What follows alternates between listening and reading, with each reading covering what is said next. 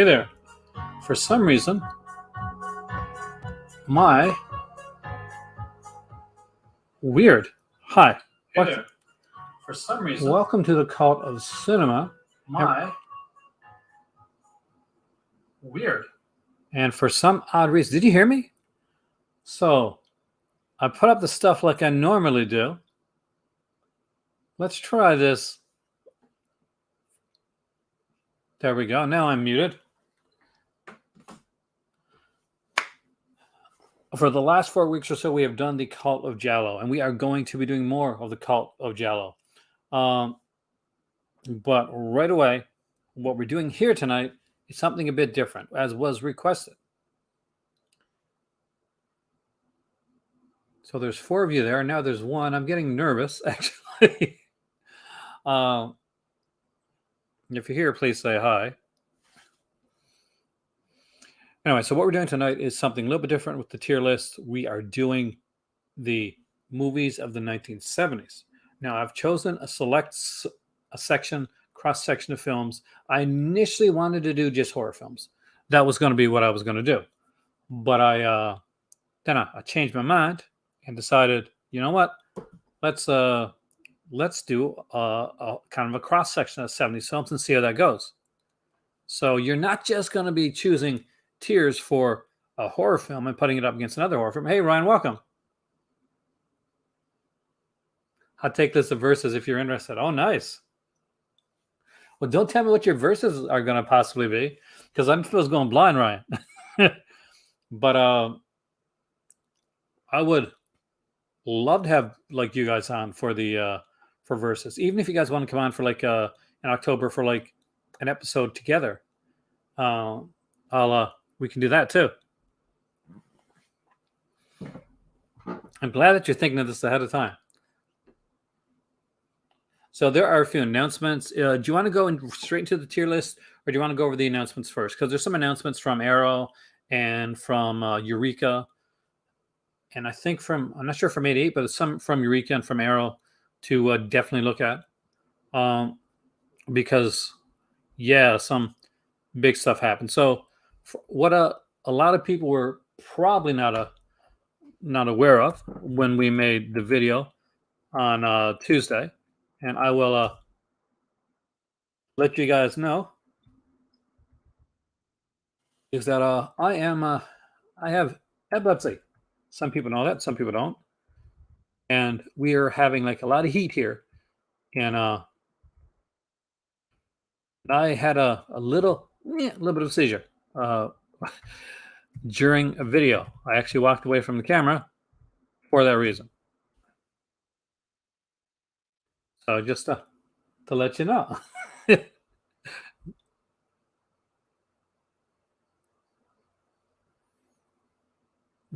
To the screen. I'm glad you made it. I was kind of just lately. I'm like, are people like not liking these videos? Because I'm doing my best. Yeah, I'm okay. I mean, like, it happens. I've had epilepsy since I've been 3 years old. You kind of I won't say you get used to it, but like I don't want, but you do sort of. So let's start off with the November releases for Arrow Video.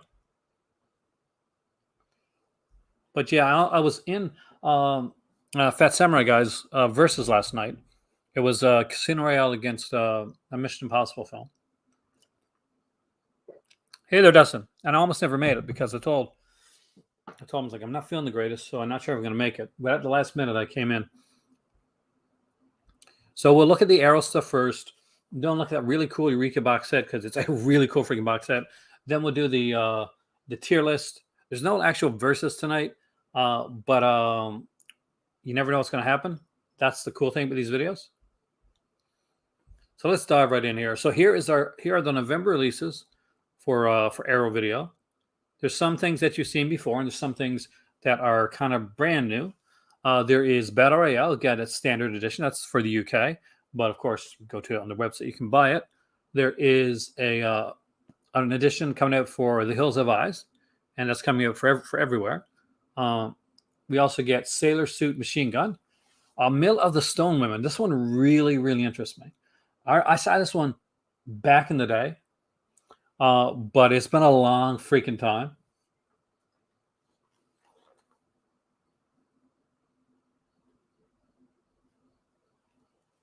And last but definitely not least is one of my favorites that I've been waiting to get a release of for ages. And I do mean ages. And it's right here, Eric's Revenge, Phantom of the Mall. You got your Pauly Shore, you got your Morgan Fairchild, you got your Phantom of the Opera, but set in a mall. What more could you ask for? Because this is awesome. And when they say they're announcing Eric's Revenge, I said, okay, they'll put that out like Madhouse or one of the other releases. But oh my God, no, they put it out as a big release. Yeah, the set looks incredible. No, there was nothing in my mind that said, you know what, I guess they're going to make a set of this one. Phantom Mall is really fun. Ryan, Middle of the Stone Women is really good. Phantom Mall is fun, like really fun. I definitely recommend you picking it up. Let's go over to see what we got here. So let's look at Middle of the Stone Women first, though, limited edition. This one's a bit priced on the pricier side. So yeah, we can see a better look at it right here. So it is a 2-disc release. We got a book here. There's a poster, and I love this poster. This poster is gorgeous. And I really love these sharp looking, like black and white, and one color postcard. So what exactly does this have on? Let's see if they've given any of the extras and stuff yet. So yeah, so it looks like it's a 2K restoration, new 2K restoration. You'll also get a 1080p Blu-ray. Presents, now get this. This is what's really kind of cool. 4 different versions of the film. The original 96-minute Italian and English import versions, a 90-minute French version containing exclusive footage, by the way, and a 95-minute US version containing alternate dubbed, reordered scenes and added visual effects.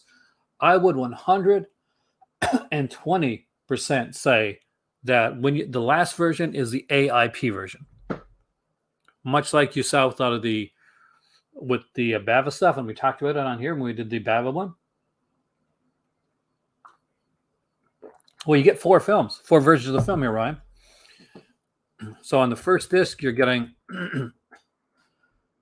newly translated English subtitles, Lasso Smano Italian and English soundtracks, optional English subtitles here, new audio commentary by Tim Lucas, Middle of the Stone Women and Gothic Body, a new visual essay by Kat Ellinger. That makes it a must right there.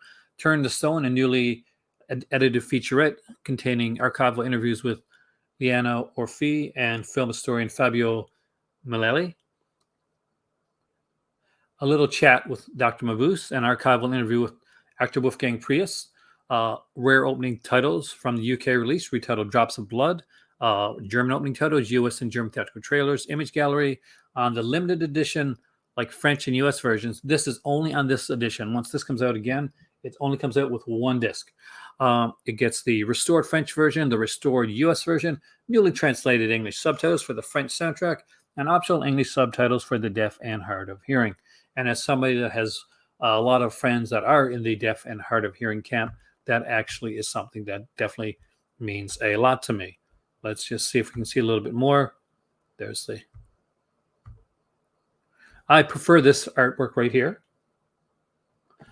But Bloodbath had the documentary, Matt, that they put on Bloodbath that Tim Lucas did.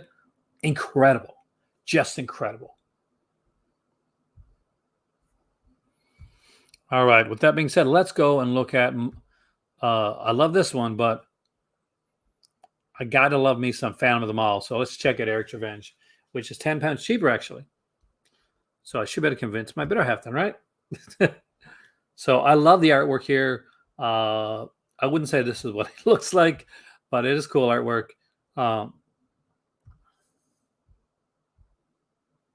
This is the art that if you were back in the day, you saw this on like on a horror magazine or something like that. This was the cover you would have seen. And this is a really good representation of what he does look like. Although normally you think if it's going to be a Phantom type of film, you don't put the makeup on the cover. Just saying, that's kind of a reveal. Pretend you don't see it. Extra wise on here again, 60-page book, perfect bound book, large photo, double-sided poster, six poster card size lobby cards. We get in disc one the theatrical cut. Oh wow! Wait a second, we get more than one cut here. Brand new 2K restoration of the original theatrical cut, 90 minutes long. Brand new audio commentary with Richard Friedman, moderated by Michael Fleischer. Brand new audio commentary with disc producer Edward Kent and film historian Amanda Reyes. Love Amanda Reyes, so really, really excited about this. Shop Till You Drop, the making of Phantom of the Mall, brand new making of documentary. Oh, nice. The Vandals Go to the Mall. You can tell I didn't look this beforehand. Alternate and deleted scenes from the TV cut, domestic and international trailers, image gallery.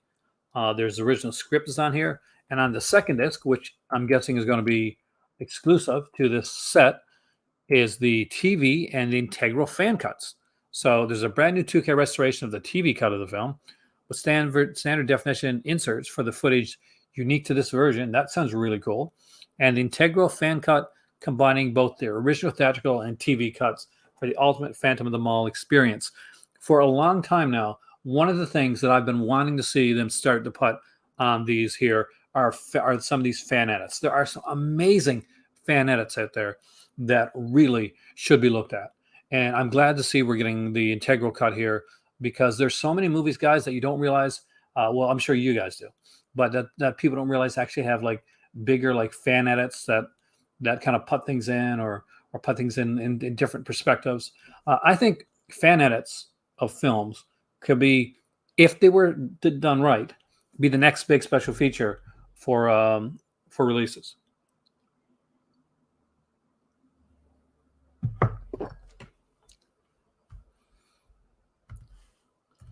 Now let's look over at Eureka. Because what they put out is mind-blowing.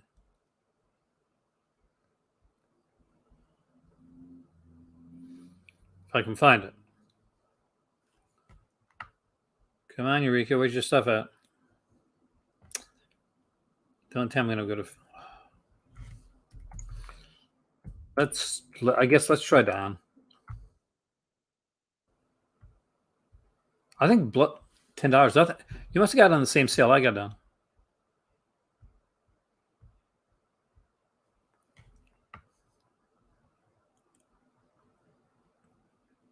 Oh, I got to mention this right now. Umbrella is putting out Super Mario Brothers. Why am I excited? Because not only are they putting it out, but they're putting out the extended work print of Super Mario Brothers that's been often talked about, but not a lot of people have seen. So you're going to get the original theatrical cut, plus the featurettes, plus the EPK, plus the galleries, the trailer, but you're going to get an extended work print. Anybody excited to get this? Because I am. I'm hoping that Umbrella are sending this my way. I'm hoping this is one of the ones that they send my way.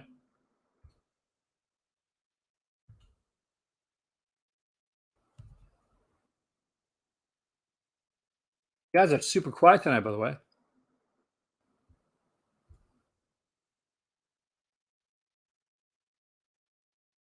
Those of eyes. Also coming up from Umbrella Entertainment, the Beyond Genres release of Possession. I do not own a copy of Possession. As many times as I've seen this film, I don't actually own the film.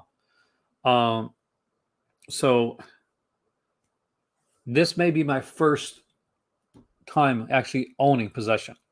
And I am super stoked about that. So let's look at the special features here. We got an audio commentary with the director, audio commentary with the co-writer. We got the making of Possession here, the U.S. cut of Possession as well. Featurette on the U.S. cut of the film. Location featurettes, interview with the composer, the producer, poster analysis featurette, international and U.S. theatrical trailers is here as well. That actually, I remember that fan edit. I see. I don't mind Dune, so I'm kind of cool with it. Where's that Eureka title, guys?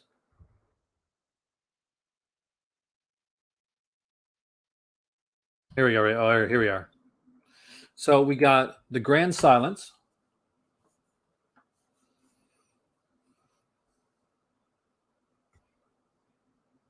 You did mention that. Actually, I think it was in our last video. We got Mothra. We got I Never Cry. We have Cinematic Vengeance. I am super stoked about these releases. I'm really, really stoked about The Grand Silence. I'm super stoked about Cinematic Vengeance. And I'm actually excited for a Code Red release. Made in Sweden. I'm a huge Christina Lindberg fan. And there's a few of her movies that I've wanted to see come out on Blu-ray. And this was definitely one of them.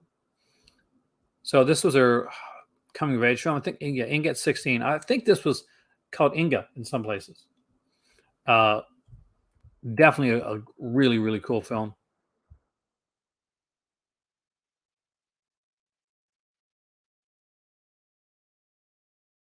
So here we go. We got the Great Silence. So excited about that release.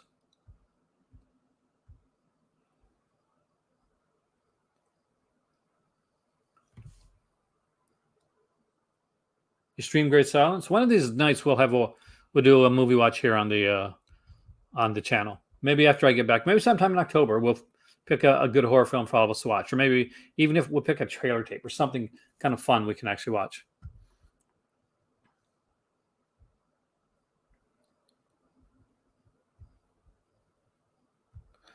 So there's a few things that are coming out, and we'll talk more about them in a little bit. I actually got some stuff from Mill Creek yesterday, so over the weekend I'll be filming my reviewed and rank for that. I just got to watch the films first. One of them's not going to be hard because I have. So I bought Rad from Vinegar Syndrome back in the day, the 4K release when it first came out, because I didn't want to miss out. It was limited, and it was selling out really quickly. And then after doing a bit of I do a bit of work with Mill Creek, I got sent for review the Steelbook of Rad. Fantastic. It was a Mondo Steelbook, looked gorgeous. I'm like, love it. Yesterday, I get my package from Mill Creek. It's got some really good films there. A double feature, like thriller one, a Takatsu one, comedy, and Rad. So this is my third copy of Rad. I told my cousin, who's a huge 80s like movie fan, that he's getting Rad for Christmas. so there you go. That's my third Rad that I got. Are you guys ready for the tier? You want to go into the tier?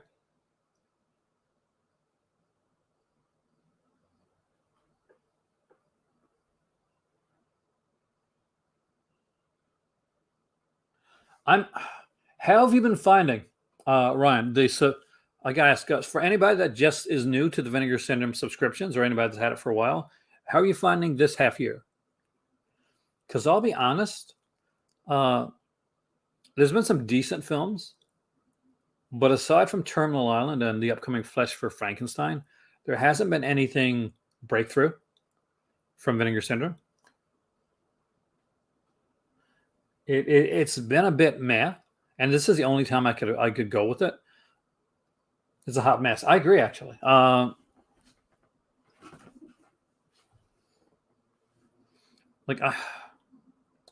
Hopefully next month will be better. I keep saying that every month, but I swear to God, if you give me 2 Cardona sets in 1 month, I am going to bitch slap somebody. I'm just going to put that out there right now. All right, let's tier.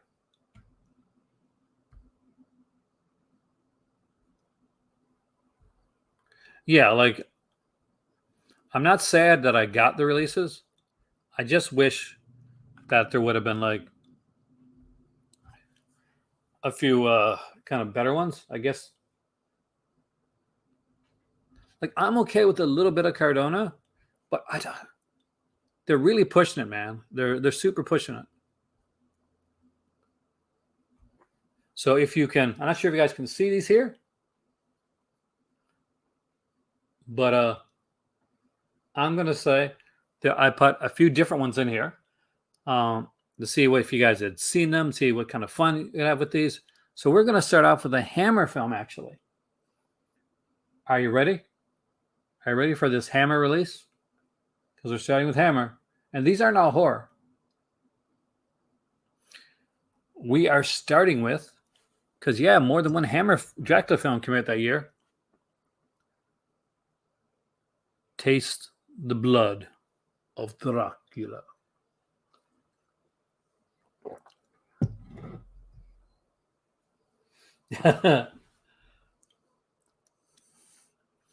Taste the Blood of Dracula was, as anybody, I'm guessing you guys have seen. Is anybody here like not a Hammer fan or haven't seen the Hammer films? Taste is great. So we got one great for taste.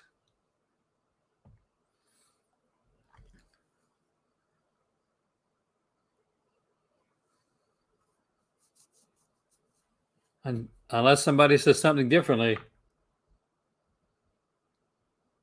taste is hitting the great category.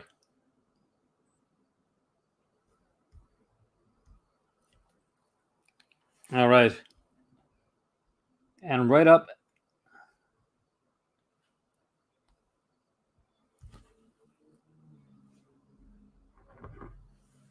after Taste the Blood of Dracula.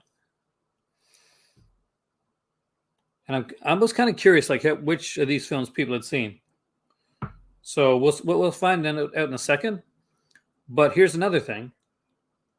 It's also a chance for you guys to find movies that you want to see. So it's okay if you haven't seen them. You can still make a...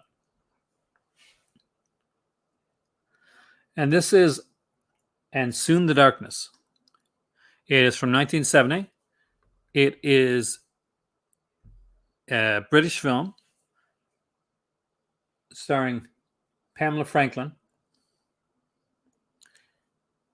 and directed by the great Robert Faust, who also directed the abominable Dr. Phibes and Dr. Phibes. Yeah, Dustin, you're not very talkative. Listen, what you thinking, man? And for those that haven't seen it or don't remember it, it is Jane and Kathy, two English women in their early 20s, are on a cycling tour while traveling in rural France to begin to disagree about the route. Kathy would prefer to take things at a leisurely pace, while Jane is trying to stick to a strict schedule. After arguing, they part ways. When her friend fails to rejoin her, Jane begins to worry and returns to the last place she saw her. Kathy has vanished, alone and with a limited knowledge of French. Jane doesn't know who to trust as she frantically searches for her missing friend.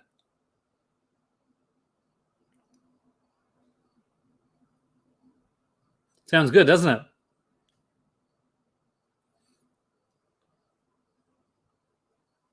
You didn't like that one, Ryan, or you didn't see the one?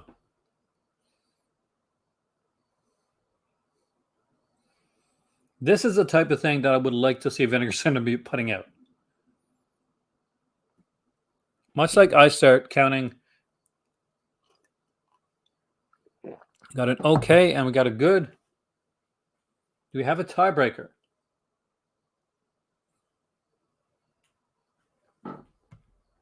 I guess for this one, I am the tiebreaker, so we're putting it in good. Next up is a Vincent Price film. And I'm sure you guys got this on one of your Vincent Price sets. It is An Evening with Edgar Allan Poe.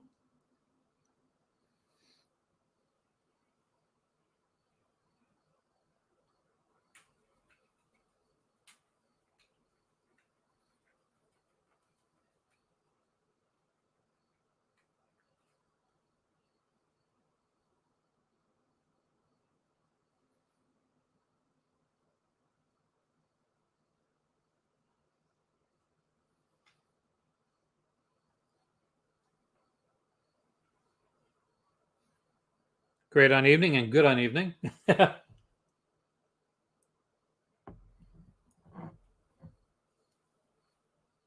Oh, am I going to do a list on 1970s later? And I am, but yes, you can definitely ask me my opinion on some oddball films.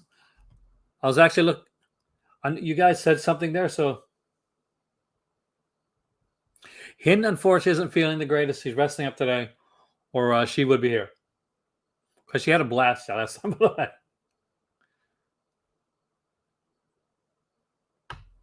I guess I'm going to split the difference, but in good. We have our first Disney film on here, by the way. Our first Disney film. And it is The Aristocats.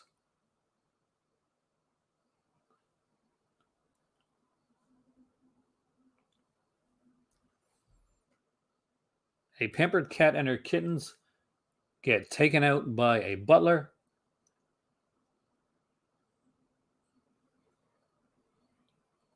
And left pretty much on their own when the butler finds out that she's going to leave her estate to the cats. He gets rid of the cats. He doesn't kill them, but he gets rid of the cats. The cats meet up with a tomcat that helps them out.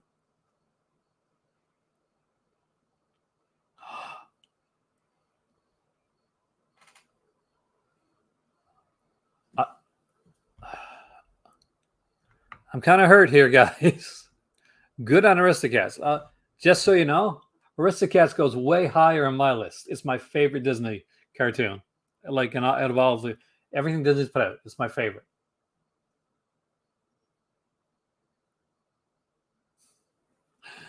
All right, we get up to a Paul Naschy film, and it is called Assignment Terror.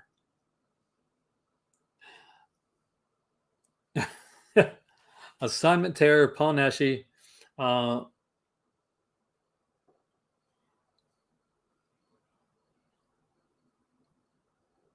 It's okay. I do my own list on these anyway, so it'll be interesting to see how my list goes.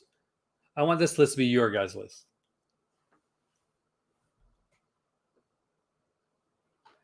Has anybody seen Assignment Terror?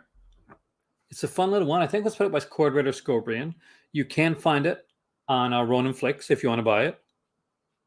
Or you were able to find it there anyway.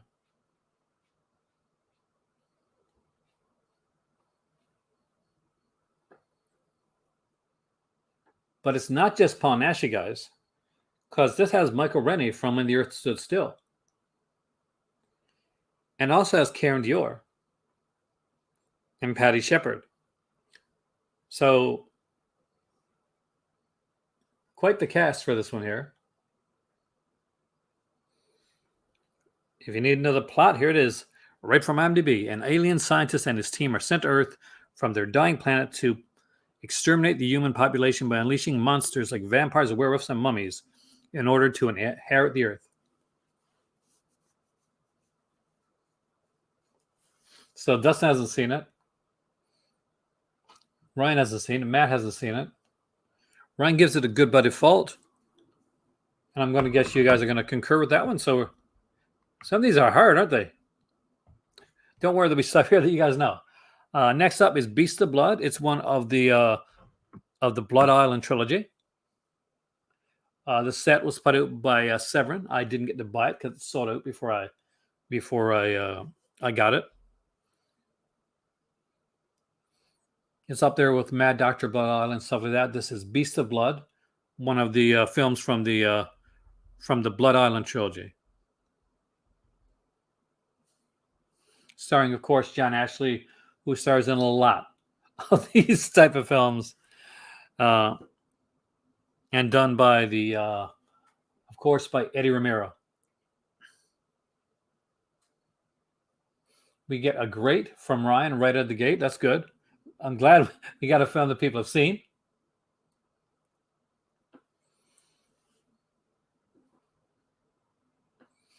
Remember Tuesday? I'll be doing it'll be probably my last video before I go on. I'll make it one more video before I go on a trip. So that's going to be the horror of 1989.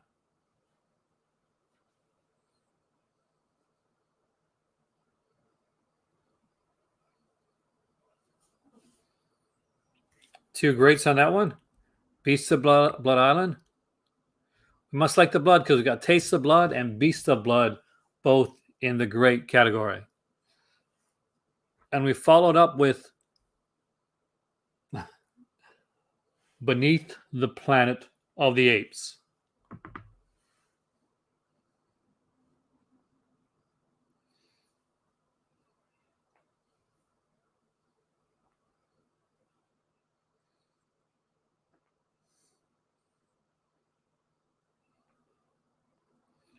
This is the second Planet of the Apes film, starring James Franciscus.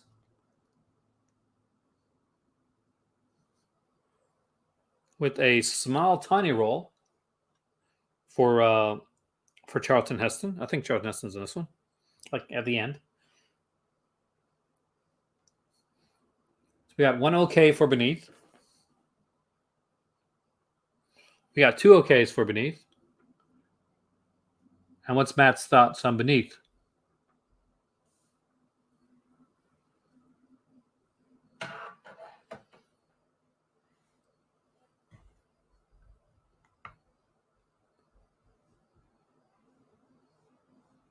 Good.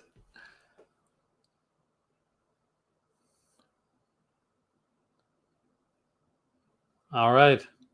Ready for some Russ Meyer goodness? I always am. Because the next one that we're looking at is Beyond the Valley of the Dolls.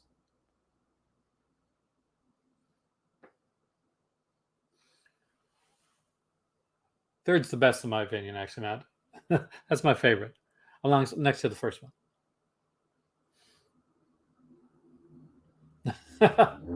Beyond the Valley of the Dolls not only was directed by Russ Meyer, but it was written by the great late Roger Ebert.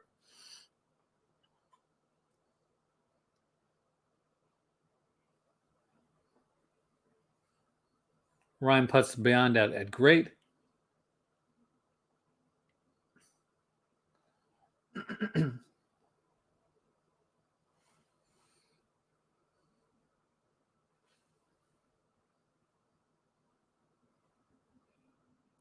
One of the neat things about this list, Ryan, is it's a good way, too, for me to find movies that I want to see that I maybe haven't seen or have seen in a long time, and for hopefully for you guys to find some films that you would like to see too.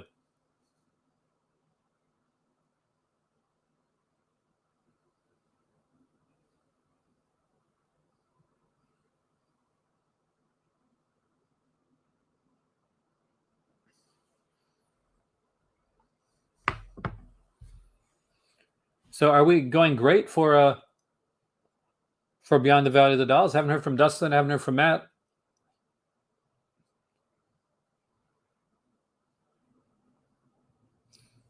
That's the journey is such a fantastic part about it. Anticipation is great. So there we go. I almost would have put that one on tops myself, and maybe I will. You never know. Okay, and next up is the 1970 classic Bigfoot with John Carradine. It's not just a Bigfoot movie, it's a biker movie. Bigfoot kidnaps some women, and some bikers have to go and save them from Bigfoot.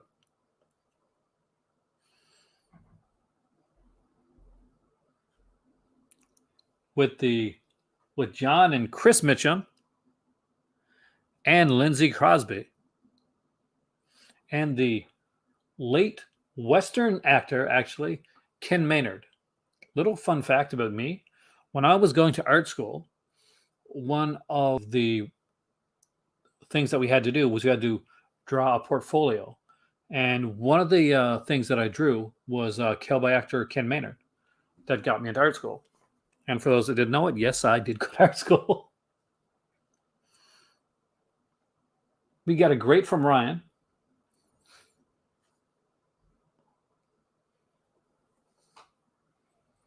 And who doesn't want to see a movie that has a guy in it by the name of Doodles Weaver and Noble Kid Chelsea? So with one vote, Bigfoot goes in the great category. All right. Next up is one that I know you've all seen, and that is Bird of Crystal Plumage. It's not as famous as Bigfoot, but you may have heard of it by this guy named Argento. Feels we must be friends with Mackenzie. We got our first top here.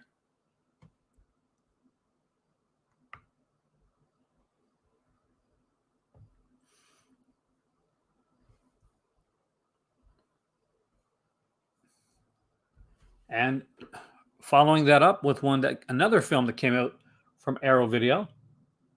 Yeah, that's what was lacking.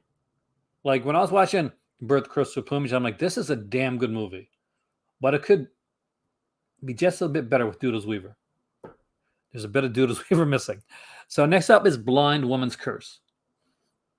It's one that's been out for a long time from Arrow Video. Again, another 1970s film.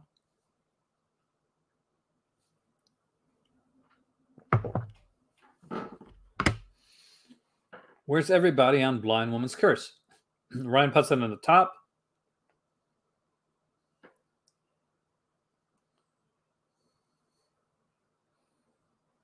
Oh, it's Blind Woman's Curse. The Blind Woman's Curse.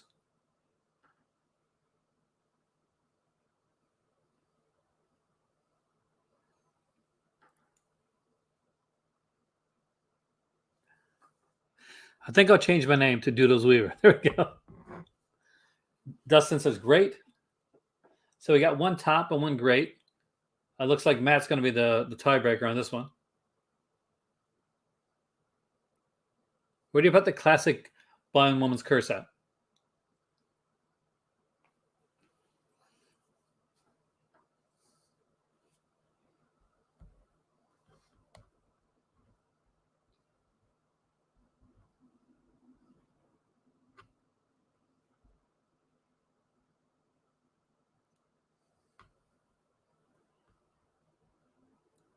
Starring, of course, Miko from Lady Snowblood and the Scorpion movies. All right. Here it is. It was out by Vinegar Syndrome. I think there's a regular edition out now, maybe, but I know that the limited edition is sold out. Oh, anything she's in is awesome, man. But it is the fantastically amazing Blood Mania.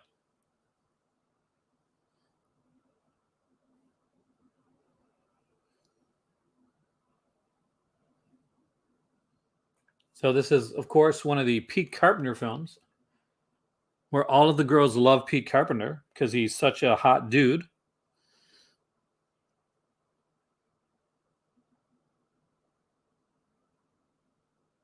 But the late, great Alex Rocco actually has a little part in Blood Mania.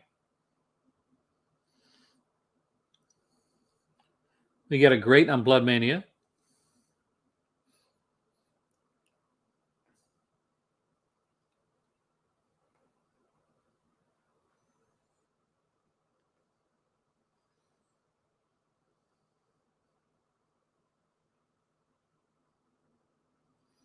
Sex-crazed nympho helps speed along her father's death so she can use the inheritance to help out her depraved boyfriend. That's great too.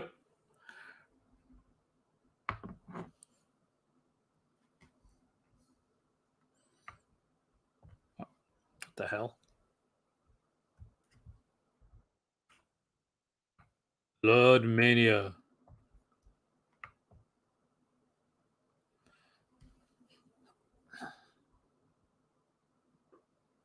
Can you pick out the next one? For it is the Bloodthirsty Butchers.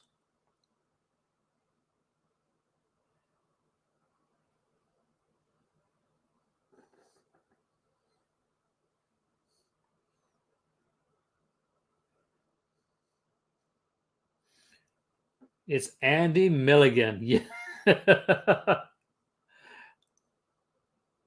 Are you serious?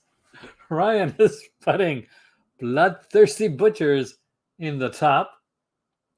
And I guess for Milligan, I can kind of see that.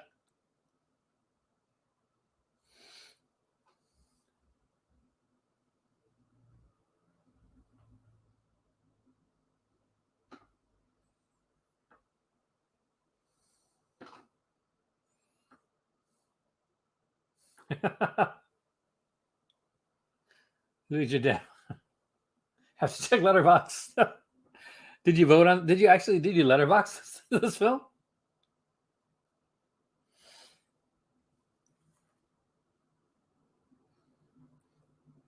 A murderous barber and his equally psychotic friend, a baker. The barber and the baker hatch a plan to murder and make human pies to be sold in his shop.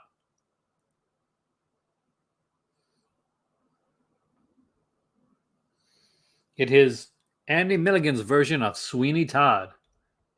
Just in case that didn't come across with the description, it is Andy Milligan's version of Sweeney Todd, with John Miranda as Sweeney Todd.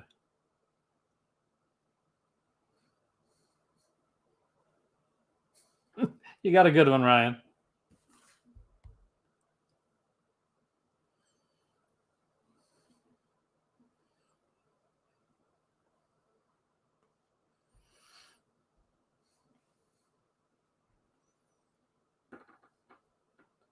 Try to like stream see so you don't forget. I wish I had the patience to go into. I don't use Letterboxd at all. I really should be using it. Everybody use it but me.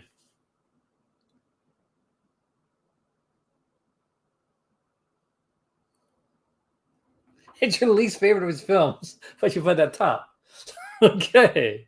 You really are a Milligan fan.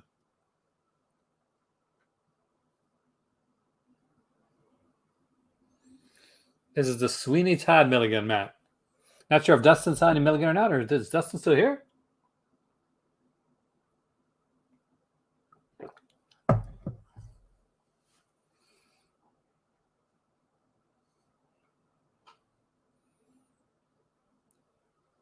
I guess it's going to the top. Okay. Okay, it's just good for you. So a top and a good.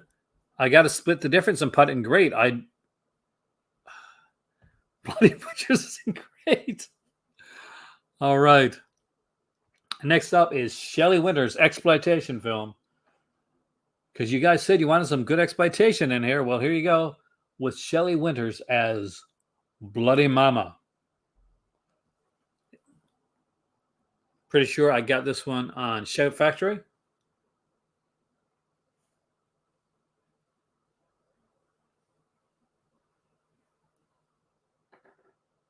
Has an incredible cast with Shelley Winters, Don Stroud, Pat Hingle, Bruce Stern, Robert De Niro, by the way, and directed by Roger Corman.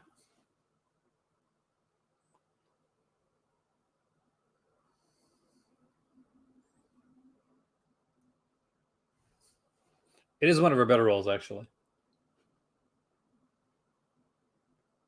Ryan puts Bloody Mama at top. Matt says great.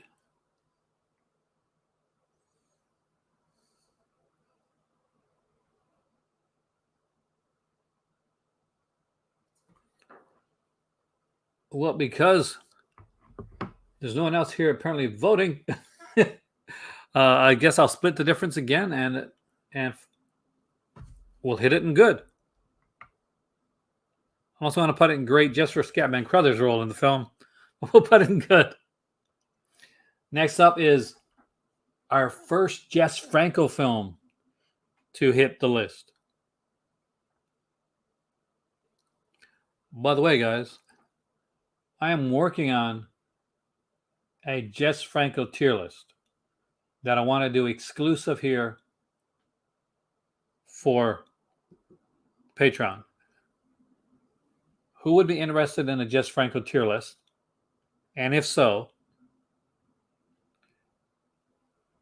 it can be the next tier list to do after I come back from my break.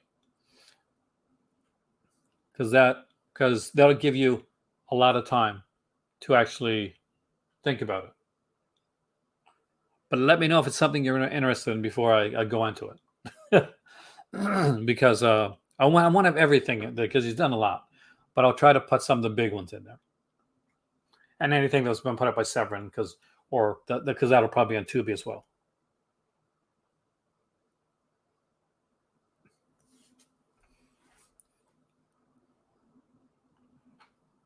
So although we won't be have anything for next Friday because unfortunately I'll be getting ready. I won't be here. Uh, we can do Franco when I come back, and that'll be like kind of a gift to me and a gift to you guys because it'll be a big list. But right now we have to find out where we're putting Jess Franco's Count Dracula on this tier list, starring Christopher Lee and Herbert Long.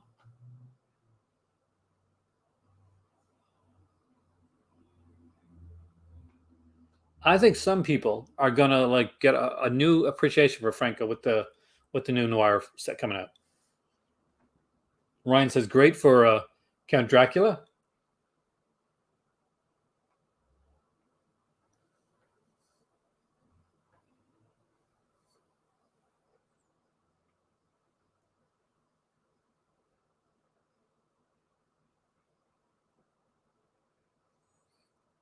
So what does Matt say for Count Dracula?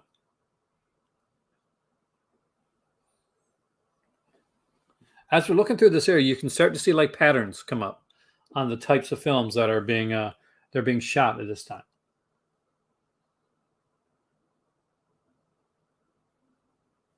I'm going to guess it goes into the gray category.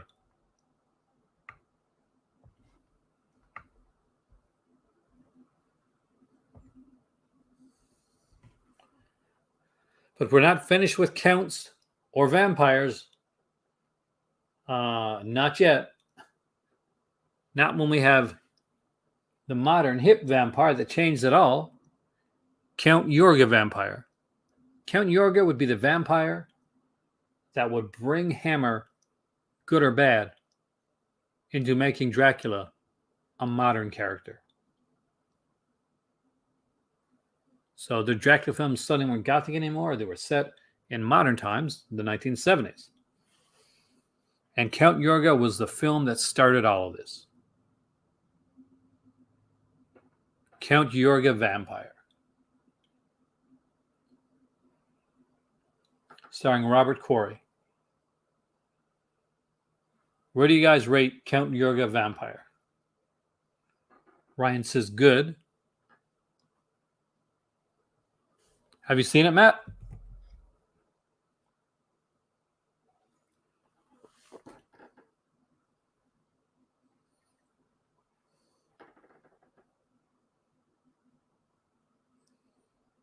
Count Yorga Vampire.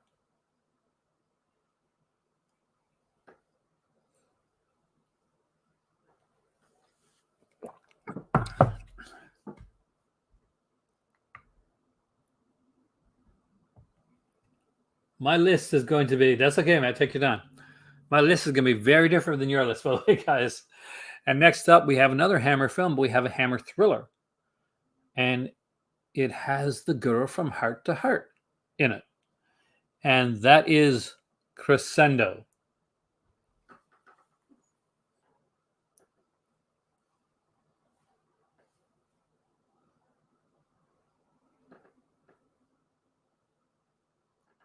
We got Stephanie Powers. Starring this one here, directed by, I'm not sure directed. I know Jimmy Sangster wrote it. He didn't direct it, I don't think.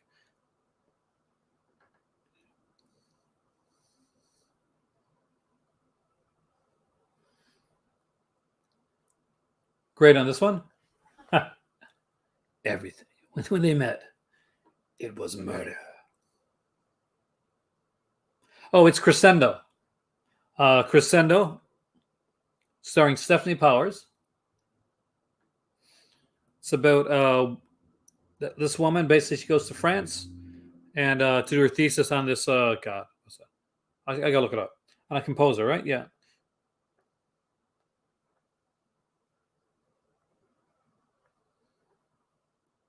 There's many secrets in the house in Crescendo.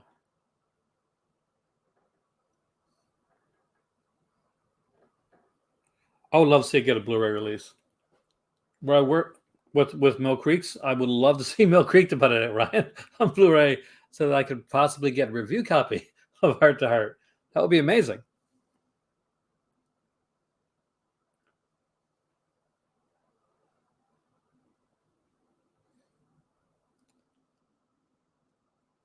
So did you find Crescendo yet? Take your time, Matt.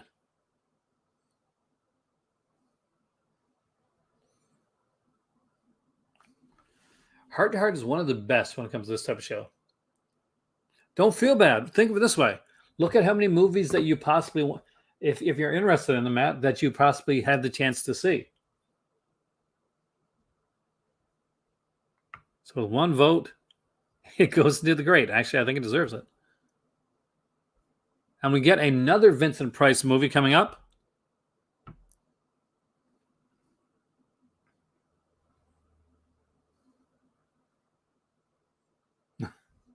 And that is Cry Banshee. It is Cry Banshee with Vincent Price.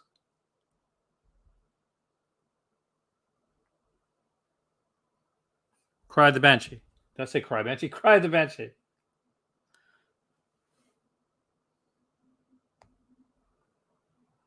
It's got another title.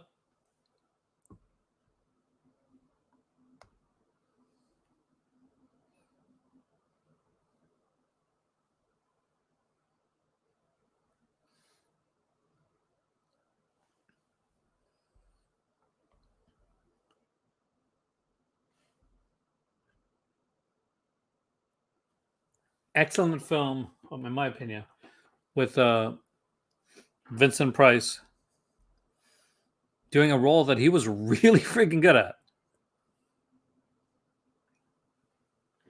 He's a witch hunter in the 1500s. I think 1500s, yeah.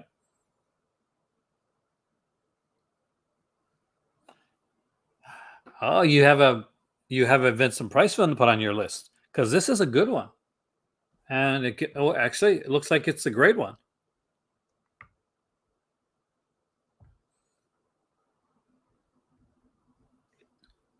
Isn't that awesome? You actually have a Vincent Price film.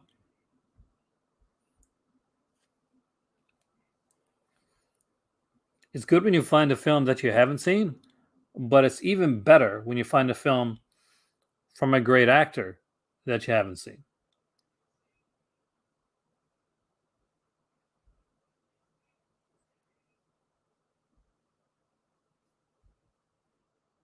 And I'm pretty sure I know what the next one is, but I want to be 100% certain.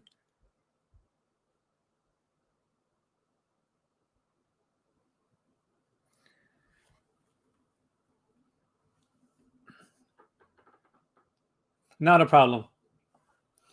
And it is Darker Than Amber.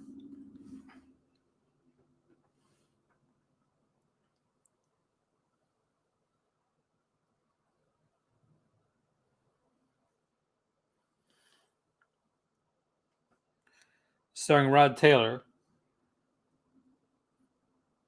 and Susie Kendall.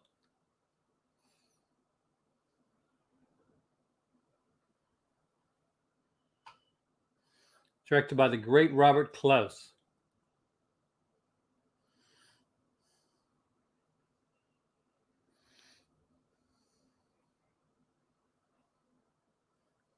The last film that Jane Russell ever made.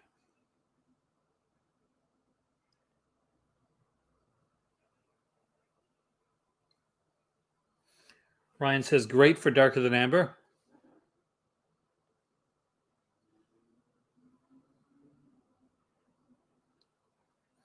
And great for Matt. And I'm glad because I really do like that film.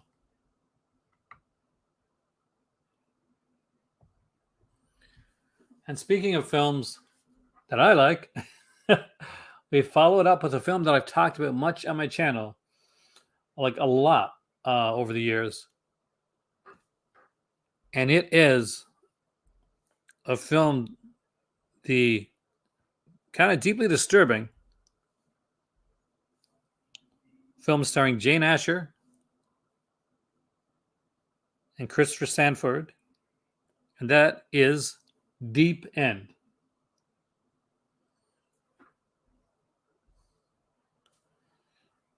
With the great Diana Dors in it as well.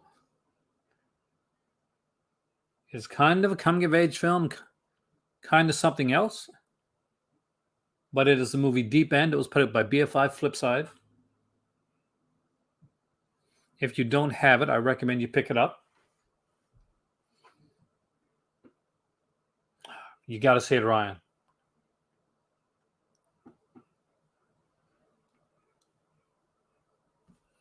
Matt, have you seen Deep End yet?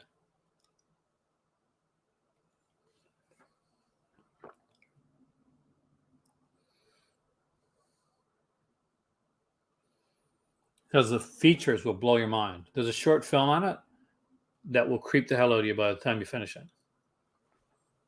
You guys, put this like high on your list of ones to watch. 100%. You'll thank me for it. All right, we have a Criterion one next. It is from the Jacques Demy box set. It is Peau d'Ane, known simply as Donkey Skin.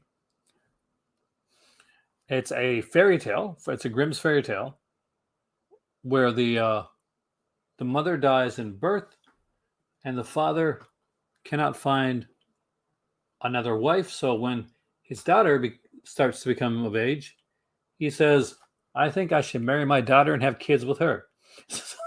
I'm not joking. That's part of the plot of Donkey Skin.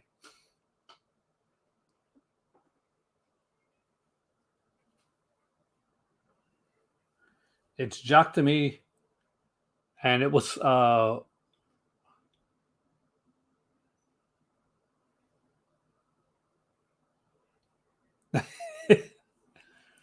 actually, if you look back at like a lot of the actual like Grimm's fairy tales, if they actually filmed them rather than Disneyfy them, a lot of them would be like this, right? Donkey Skin, definitely something that holds a special place in my better half's heart. She watched him when she was a kid. She'd be flooding you on this. She was saying here. It is Donkey Skin. We got a good from Ryan. I'm guessing Matt's looking it up. Go with great. Actually, you know what? I'm going to go with great. Usually I split the difference, but it is so good. Oh, it is such a good film, Deep End is. And it's so different. Like, don't read anything about it before you go in, Ryan. I went in initially when I first saw the film blind, and I think that's helped make the difference. But get the BFI release. I literally paid like, I think £2 for it. And that was brand new out of Fops. But definitely recommend it. Next up, we have Helmut Berger in Dorian Gray. So we have the 1970s Dorian Gray.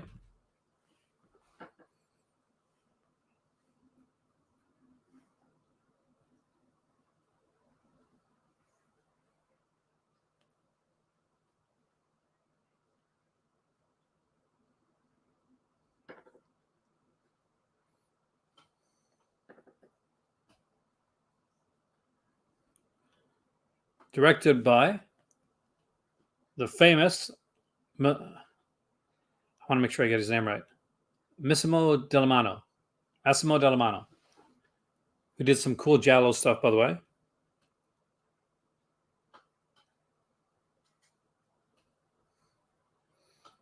But not only was Massimo Dallamano an extremely cool director, he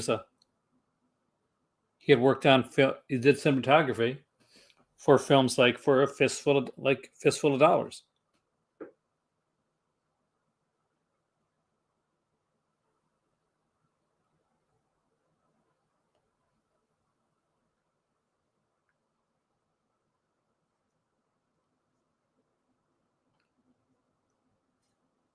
It looks like this one's hitting the good category,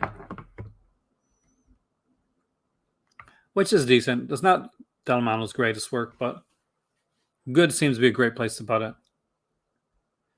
And we follow that up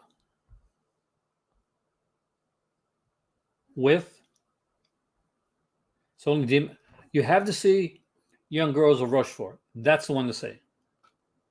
It has singing, dancing, Gene Kelly, and a serial killer.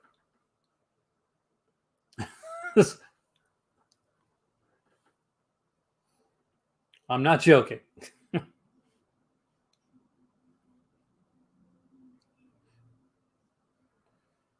But the movie we're doing right now is the film with Edmund O'Brien, and it is Dream No Evil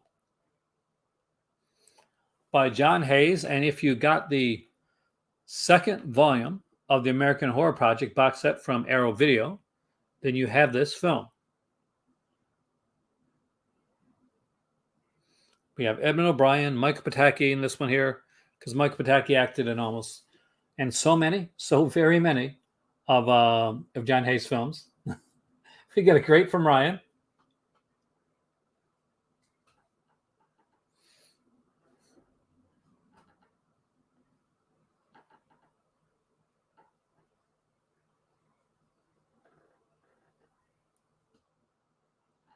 Dream No Evil.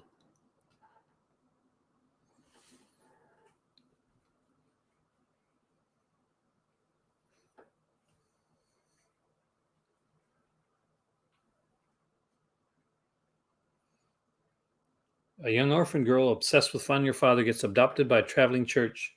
She grows up, gets engaged, but her obsession with locating her father is about to turn deadly.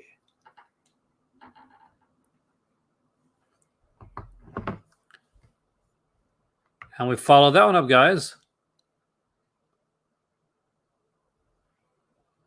with The Dunwich Horror.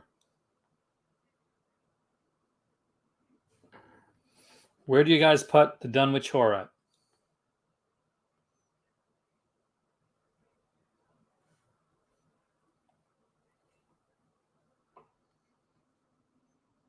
With Sandra Dee, Dean Stockwell. I think Lloyd Bachner's in it too. I'm always down with Lloyd Bachner, man. And pretty sure Taylor Shire. But I have to look it up. And that's what I'm going to do now, actually. Yep, it is Taylor Shire. Okay. Written by Curtis Hanson as well. The Dunwich Horror. Maddie puts it in good.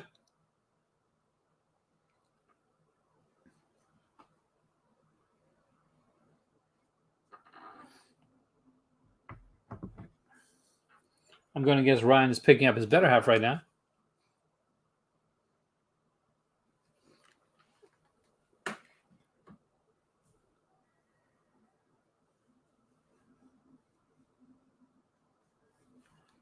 Perfect. So we're going to put this one in good. Oh, did you watch it last night? Well, how about the next film? We are into Artawarski, and we have El Topo.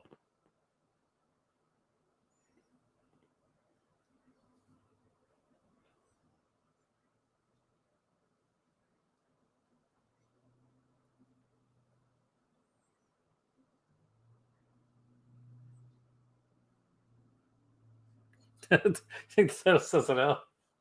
So I'm guessing you're going with Top Man.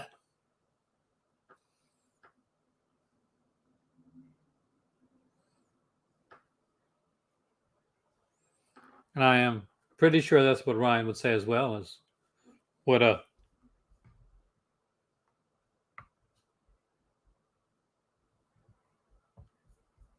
oh, it almost got put in the great category. But El Topo hits the top.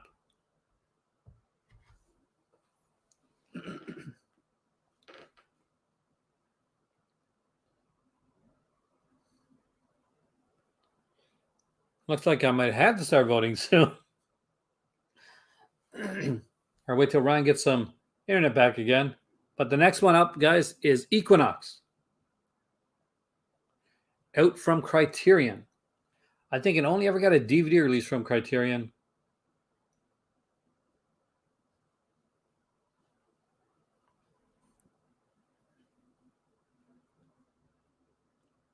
Matt goes with great. And it is Equinox.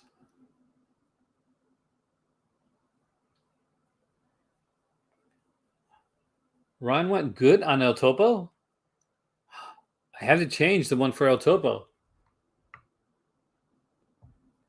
So I had to split the difference and put El Topo in the great category. And I had to split the difference again. Well, top for El Topo.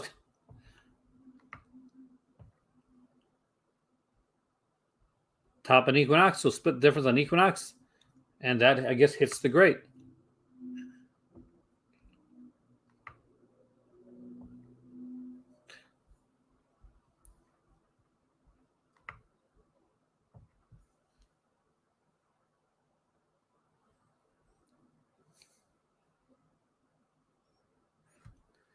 And we get another Jess Franco film. And maybe you've seen this one, guys. I'm not quite sure, but we'll know soon enough. But it is Eugenie. And he did a few films with this name. He did Eugenie de Sade. This is Eugenie, the story of her journey into perversion. With Mary Rome and the great Christopher Lee.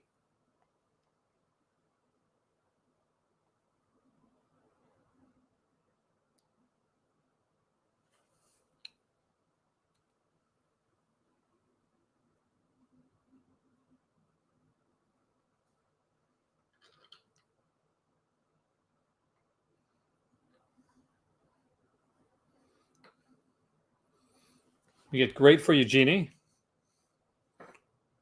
This is pre. I'm not sure if it's pre, but I don't remember Lena Romain this one. Maybe she was. I'd have to check. I'm checking now, actually. Doesn't look like she was in it. We get one Great for Eugenie. You never saw it, Matt? Or you just missed the title?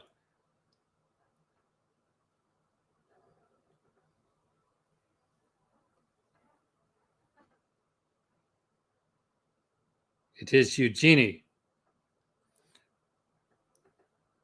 Her story, her journey of perversion.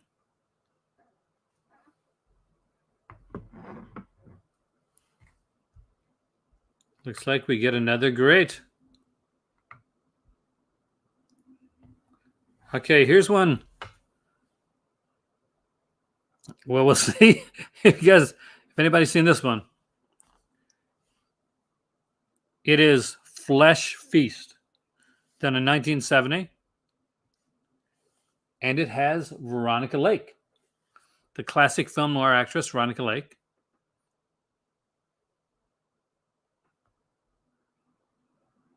It would be her final film.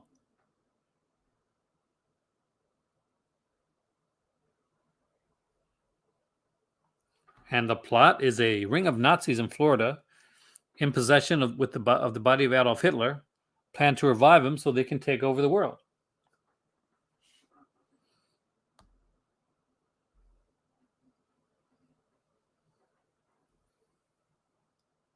Flesh Feast.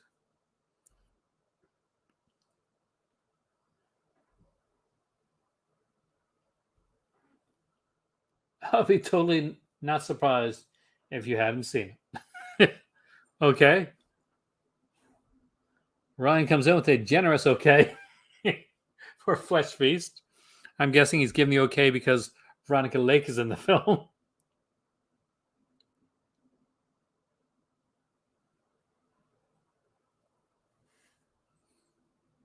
I thought Matt said great first, but he said that was not his rating. I'm guessing Matt's looking it up. He's going to put it on okay too. That's very nice and generous of you guys to put Flesh Feast in the okay category.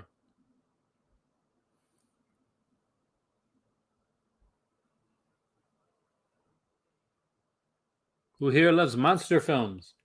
Because we're going to the world of the kaiju with Gamera versus Jigar. Jigar, I think? Jigar?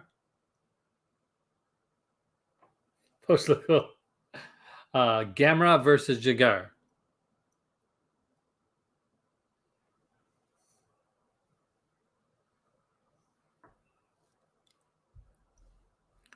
This, I think, is the first kaiju film to hit our list. We get a good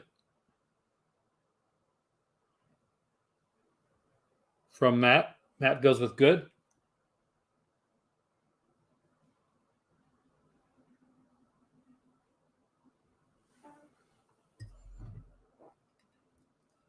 And Ryan goes with good as well. And I think that's definitely a fair assessment. It's definitely one of the better of like the Showa era of Gamera films. And we follow it up with the British thriller Girly. I remember the first time I saw the cover to Girly. Kind of blew me away.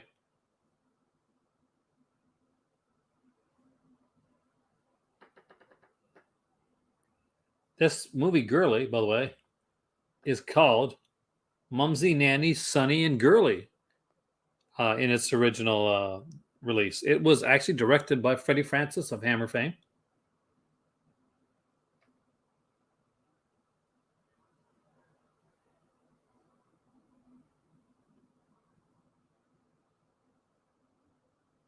Ryan comes up with good for Girly. Like the way that sounded. And wait for Matt.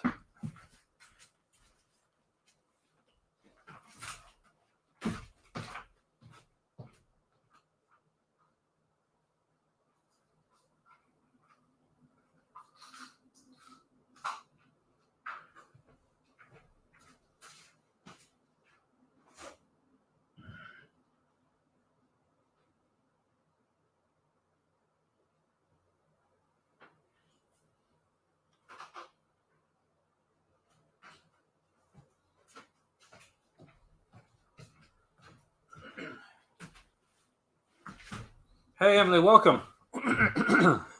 We're doing 1970s films. Don't worry. There's still a lot to do. We haven't ranked them yet. And we're at Girly right now. The Freddie Francis thriller Girly. We got a good from Matt and a good from Ryan.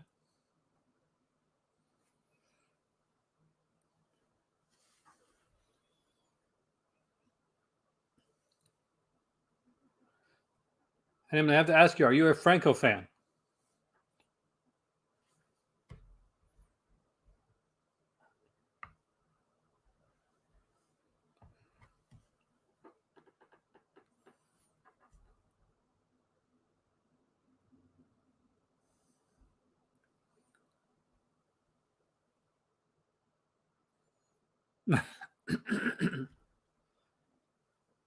We follow it up with. Are you ready? Goodbye, Gemini.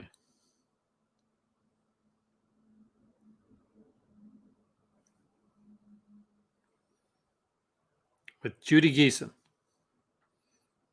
This is the second film directed by Alan Gibson that we've had on the list tonight.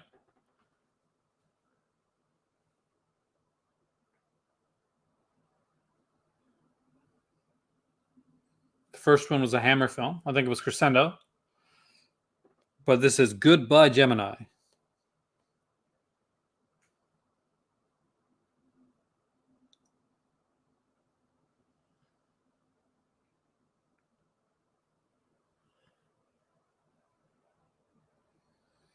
Alan Gibson became a director for the later years of Hammer.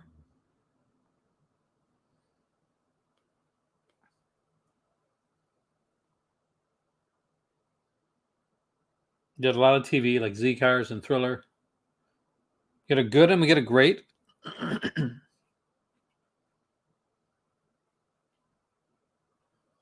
course, he would go on to direct Dracula AD 72. So Goodbye, Gemini splits the difference and goes into the good. Okay, the next one, I'm sure I love Judy Geeson too. I'm sure everybody here has seen. So here we go. Hercules in New York.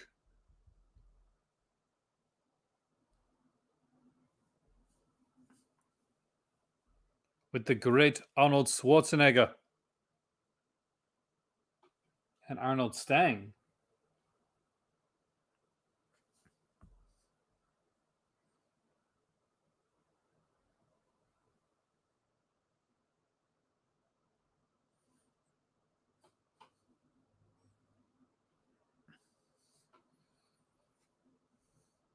Wow, we got an okay and a good for Hercules in New York.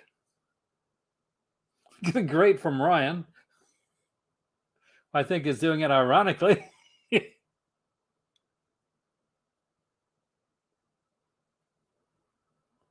But since we were splitting the difference here, I guess because good is so filled right now, Hercules, you're getting an okay.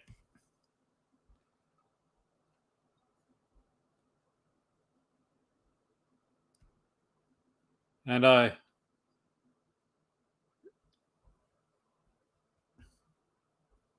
hope that the next one is something that some of you guys have seen.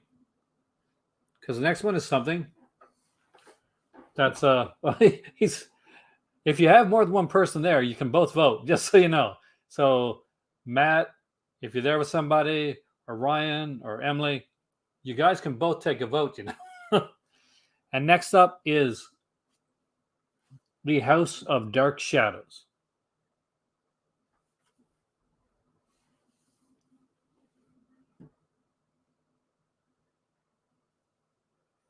There were 2 theatrical Dark Shadows films.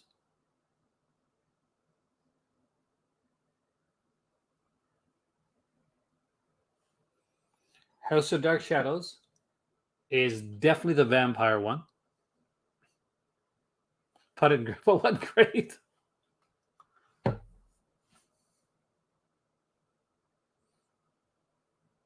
House of Dark Shadows.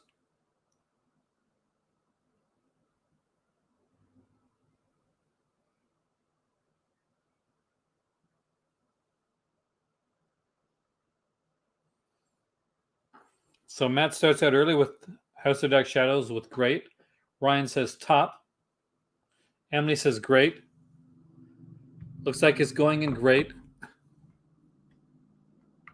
Spoiler alert for my upcoming video on this. This is the top, in my opinion. I actually really do love this film.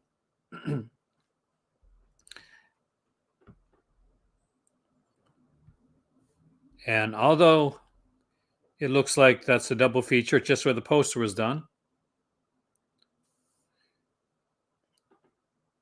we are looking at. Do you know which one we're looking at?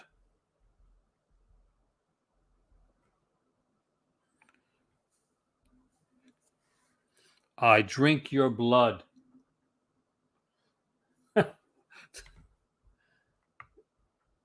Oh, I changed to the top. Okay, there we go. I'm not going to argue. I Drink Your Blood. Put out by Grindhouse Releasing. The very first film that Lynn Lowry is in. I don't even think she's cast in it. Like she's even like credited. We got a top. We got a great. You just met Lynn Lowry. Nice. She seems like a sweet lady, man.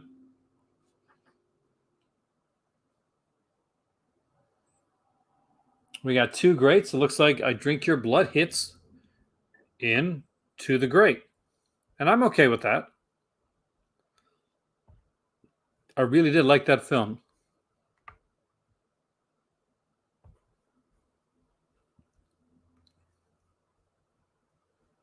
And next up, we got an action film. But not just any action film.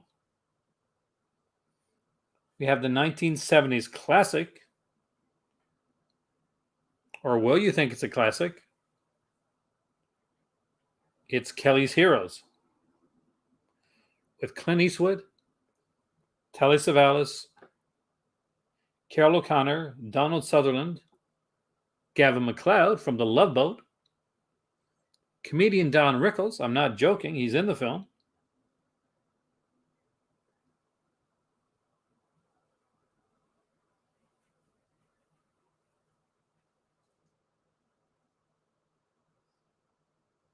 You got a top from Matt right out of the gate.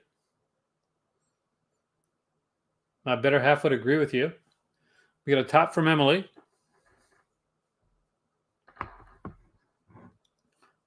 We get a great from Ryan, but with two tops, the tops win it. And Kelly's Heroes is the next movie to reach top status. I'm not going to lie. I do think it deserves it. All right, let's see if anybody but me watch this. We have Alain Delon in Le Cercle Rouge.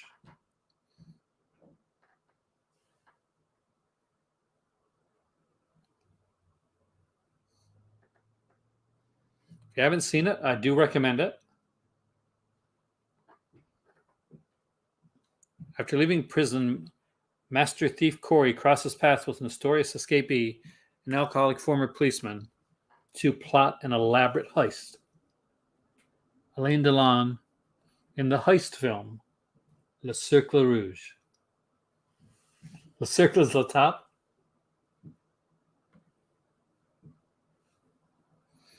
Definitely want to check out Emily. I think you like it.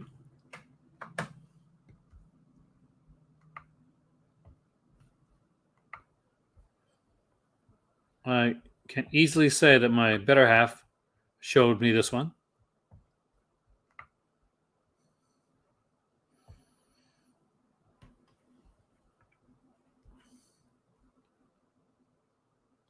There's a lot of different stuff in here, isn't there, tonight?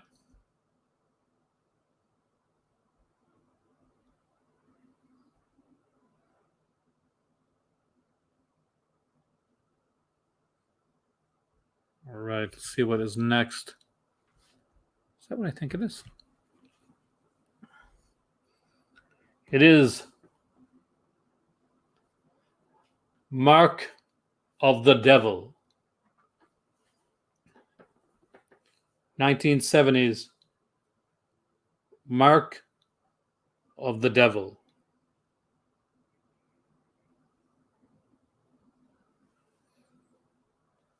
With Herbert Lom. You guys are quick with that one. And Mark of the Devil rightfully gets the top spot.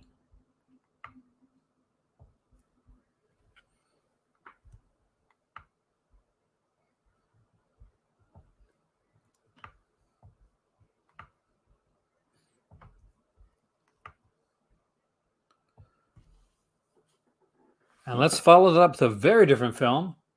Robert Altman's MASH. It would go on to become one of the greatest TV shows of all time, with one of the best endings for a TV series. But how would you rate the film MASH?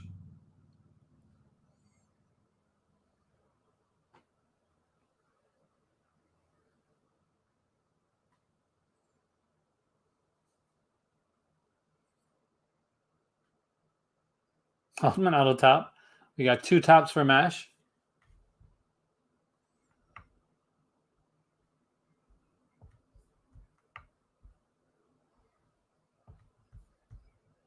Where'd you go?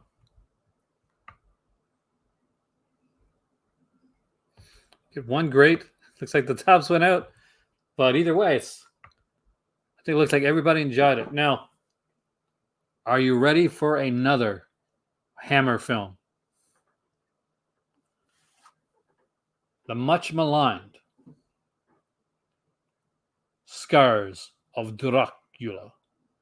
Scars of Dracula not only has Peter as Christopher Lee, but it also has Patrick Troughton, the second actor to play Doctor Who, as his assistant, Clove, who gets literally gets whipped like crazy.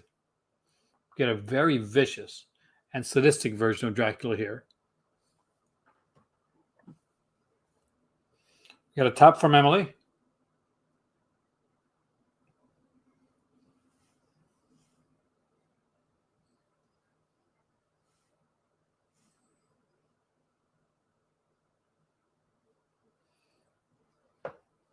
We also get a young Dennis Waterman from Minder.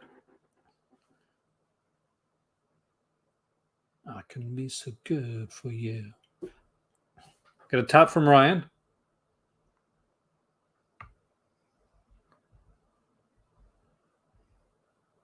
I'm going to guess that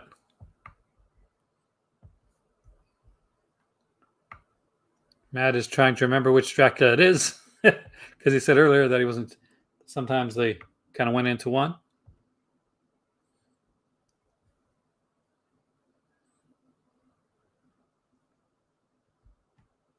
All right, are you ready for the next one? Next one, literally, there wasn't a good poster for it, so I put in a picture. I was kind of wondering if anybody would know what the picture was. We see a girl in a bathtub.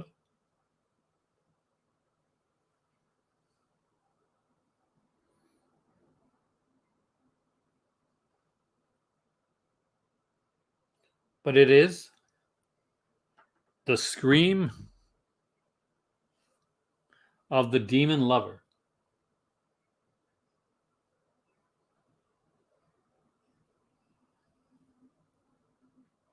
by Jose Luis Marino.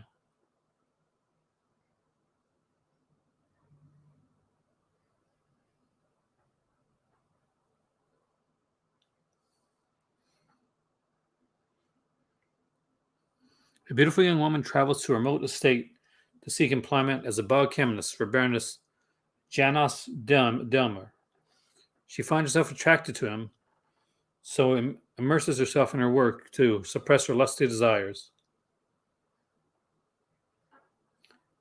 Emily goes with good.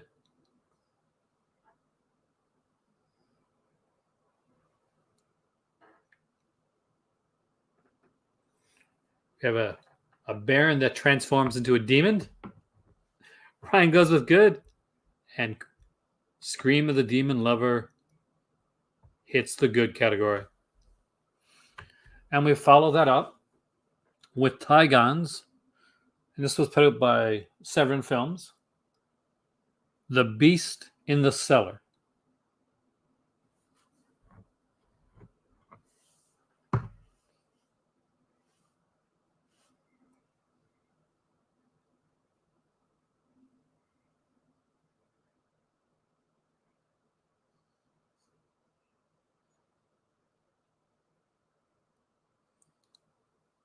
Get a top. That's the name of your punk band, is it really? So Emily comes out strong with the top for Beast in the Cellar.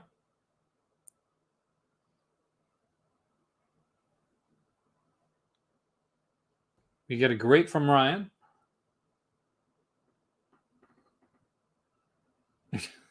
It's a good name for a band, though. So Matt, it looks like you're going to be the tiebreaker. Where do you put Beast in the Cellar? Unseen. Okay, do it. Make a vote unseen between top and great. Here, let me read you the description. Maybe this will help you. Soldiers in a rural English town are being brutally murdered by an unknown creature. Two sisters living nearby realize they might understand what's happening.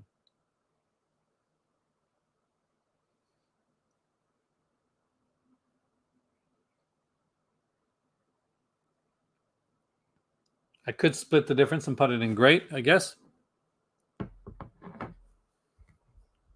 And Matt votes on great. And it goes in great. Next up,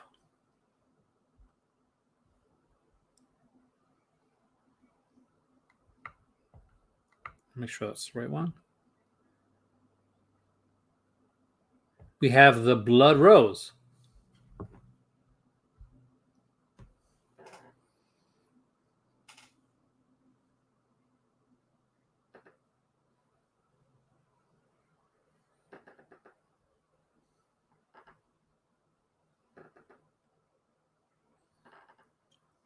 As a plot that a lot of you guys are going to know, basically, a famous artist becomes obsessed with restoring the beautiful face of his badly burned fiancée, resorting to blackmailing a plastic surgeon into shady operations involving the skin from young girls.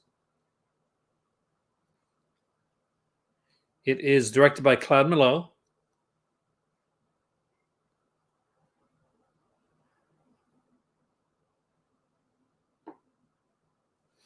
Emily hasn't seen it. So I'm going to put on the list, Emily. You've seen so many films like Faceless, and it looks like Ryan's the only person that has seen it, and he puts it in the okay category. I guess that's okay. Next up is a movie that was put out by both Arrow and Criterion. It has the distinction of being one of the Arrow Criterion crossover films that they both put out.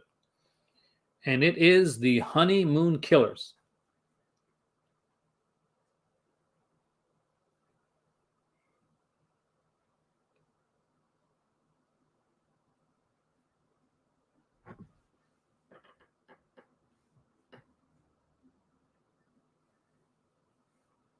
The Honeymoon Killers.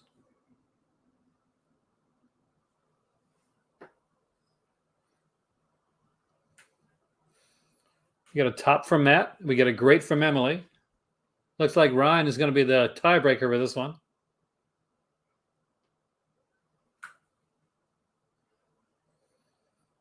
Feature Everybody Loves Raymond and Remington Steele star Doris Roberts is actually in this film.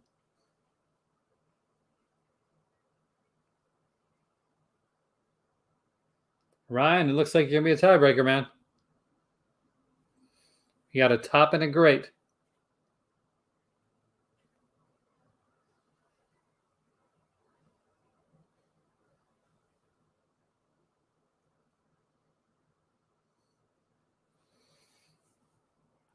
The Honeymoon Killers.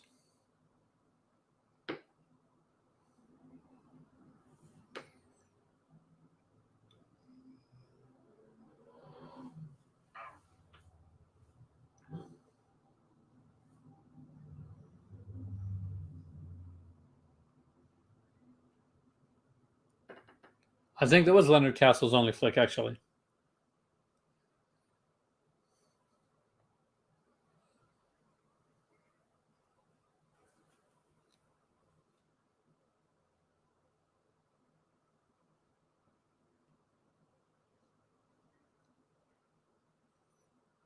Did we lose Ryan?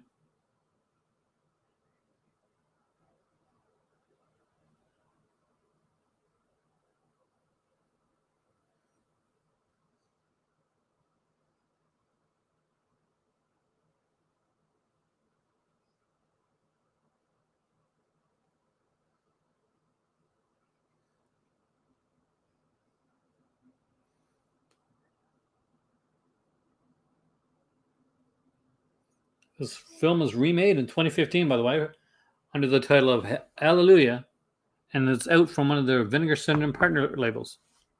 But I'm going to have to split the difference because I think Ryan's gone there and put this into the great category.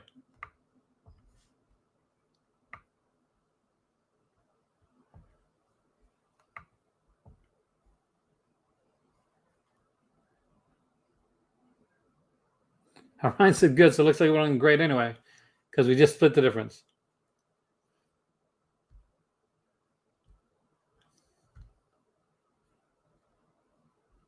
And for those that have the Bloodthirsty trilogy, the Arrow Video put out, you're going to know this film. It is the first of them, and it is The Vampire Doll. The first in the trilogy, the Bloodthirsty trilogy, Hammer style vampire films that came out from Japan, and the first one is The Vampire Doll.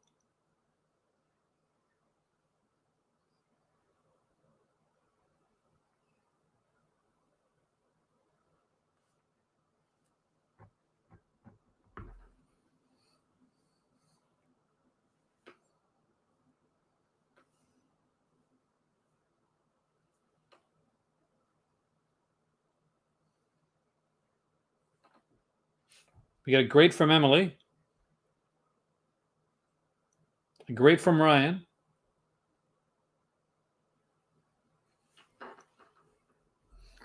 I'm going to guess a great from Matt.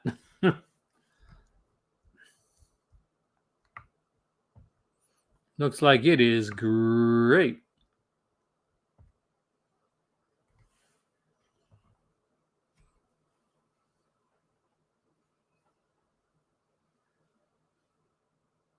We've got another Hammer film on our hands. And it is Horror of Frankenstein. Peter Cushing takes a break so that Ralph Bates comes in to play the young version of the Baron, with probably one of the best female casts, with Kate O'Mara and Veronica Carlson.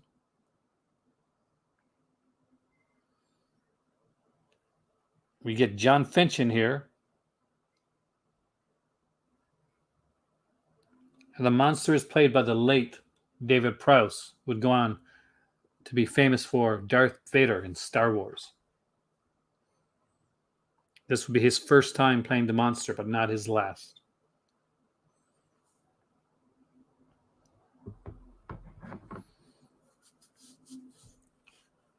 I have a choice of two to three different choices for you guys for next week. We got a top, we got a great.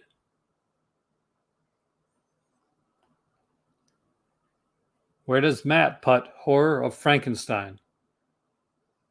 Matt, once again, is the deciding vote when they're tied like this.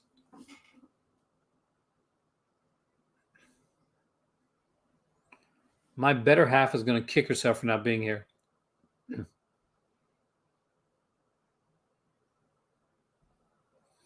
think you liked it. Well, I hope you liked it.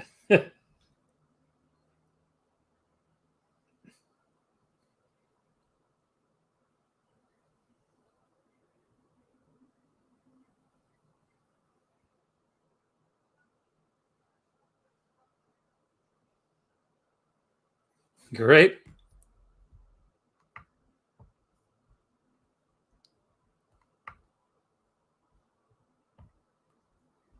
And we followed up with The Magic Christian with Ringo Starr. The Magic Christian.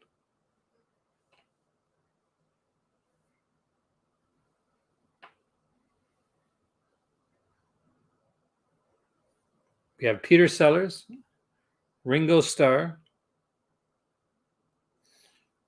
and of course Christopher Lee, because he was in everything back then. Raquel Welch, Roman Polanski, and of course, if you like your British comedy, Spike Milligan. And if you really like your British comedy, also John Cleese.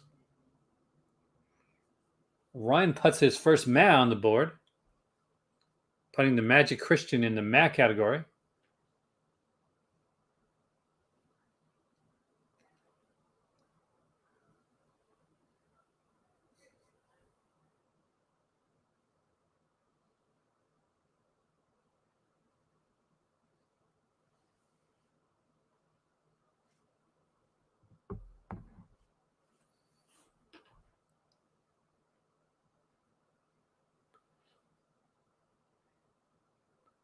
Stop running for the cast.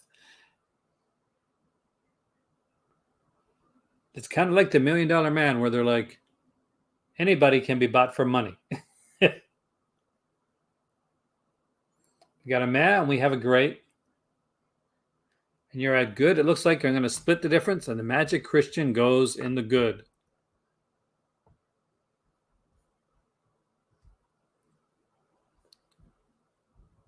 As we get closer to the end,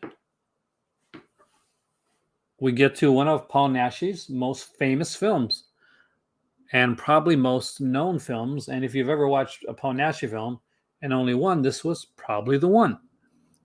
The Werewolf versus the Vampire Women. Seen on every El Cheapo box set. Eventually, we got a good release of it from Scream Factory. But probably one of the most known Paul Naschy films of all time, The Werewolf versus the Vampire Women.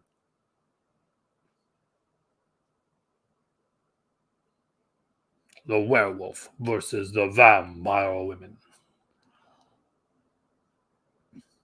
We got a top from Emily.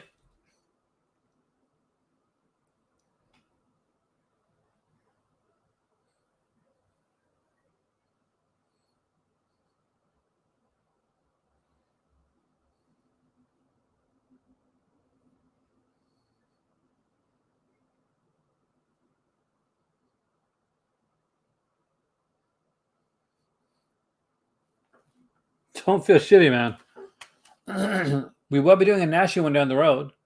So think of that as the time that you'll get to bone up in your Nashi, Matt. A great from Ryan.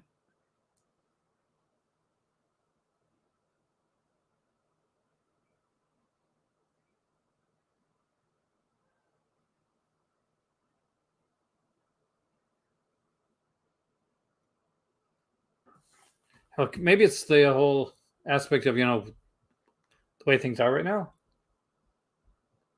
So looks like I split the difference and reluctantly put Werf versus Vampire Women in the great category.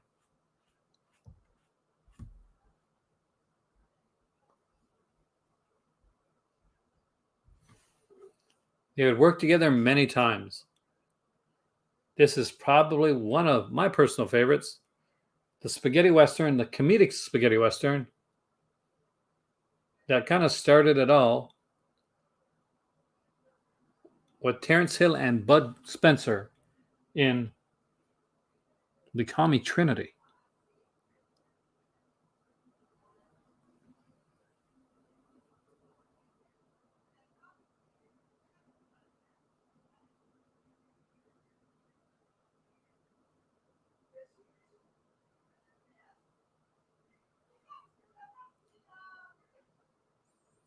We get a great family on We Call Me Trendy. We get a top from Matt, which is our versatile fortunes now. And where will Ryan put the Call Me Trinity?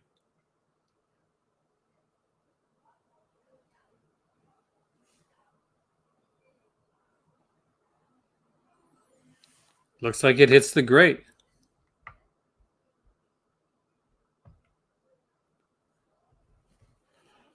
And we follow this up with Trog. Yes, Trog.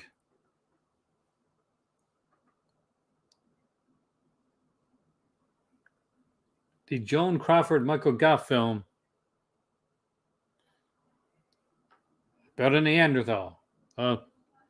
Yep, a troglodyte. Ryan goes great on Trog.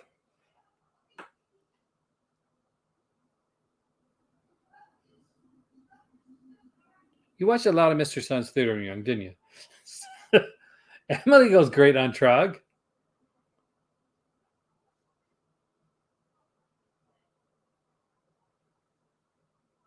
Is Matt going to go great on Trog as well? I guess 2 out of 3 wins it anyway. Oh, good on Trog. Good on Trog. And a great family. So Trog hits the good.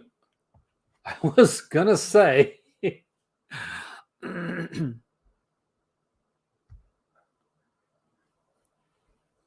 it from Criterion a while back. And I think it may have gotten another release in the UK.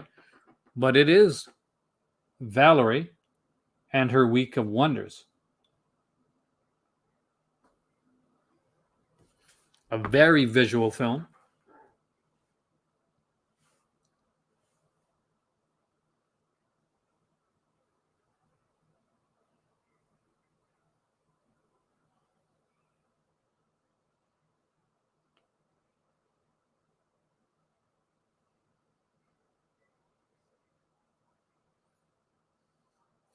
Emily says, okay for Valerie and A Week of Wonders.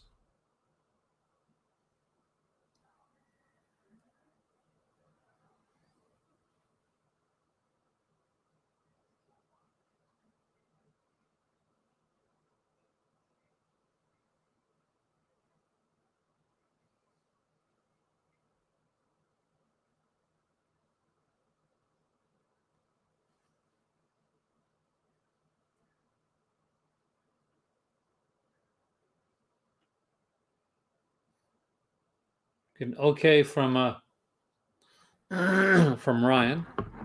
I'm not going to. I'm surprised. I'm going to put it that way. I would have rated it higher. I definitely would rate it higher than Trog, but all right. Next up is another Hammer film, and this is The Vampire Lovers.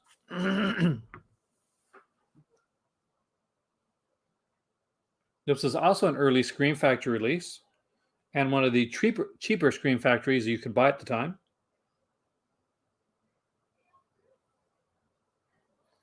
Stars Ingrid Pitt and Pippa Steele, or Sexy Ingrid Pitt, and Madeline Smith. We start off with A Good from Emily. And the great Peter Cushing as well. And Kate O'Mara. Gotta love Kate O'Mara. And Mr. John Finch and Ferdy Mayne. What an amazing cast this film has. The Vampire Lovers. We get A Good from Matt. Wow, directed by Ryward Baker too. And it falls in the good category. I'm almost scared about the next one because you guys surprised the hell out of me tonight. Last but not least, we have a Herschel Gordon Lewis classic. You guys are vampire lovers. The Wizard of Gore. Where do you put the original The Wizard of Gore?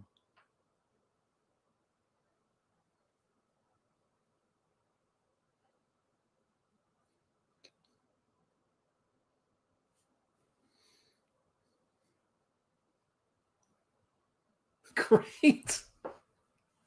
Okay, we got a great from Emily.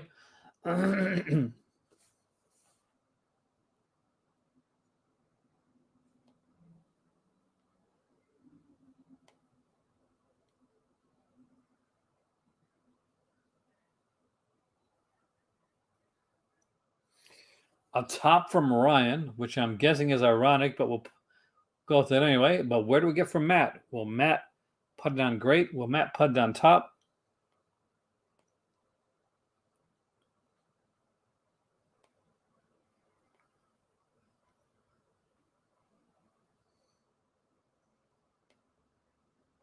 Looks like we split the difference, and oh my God, The Wizard of Gore is going into a great category.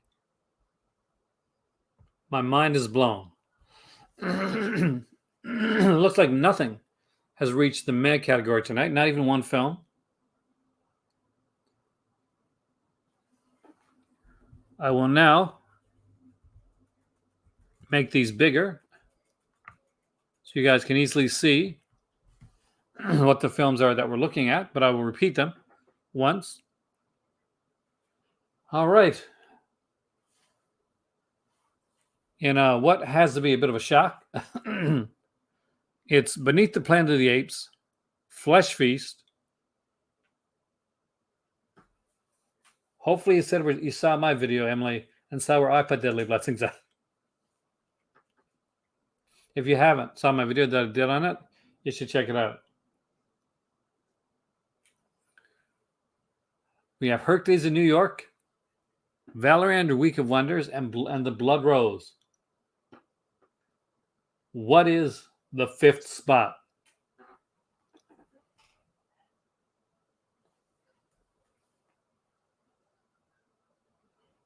Spoiler alert, Deadly Blessings reached the top category if you have not yet watched my video.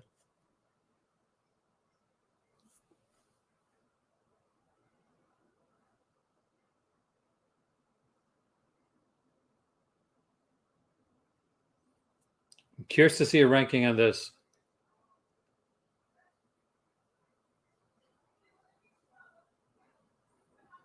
What goes bottom out of these five? Emily says Hercules. Ryan says Hercules. And with 2 out of 3, let's go for fourth place. We got Blood Rose, Valor and the Week of Wonders, Flesh Feast, and Beneath the Planet of the Apes. What are you putting fourth?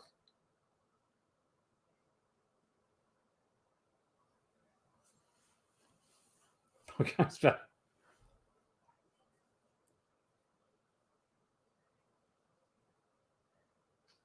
Flesh Feast from Emily.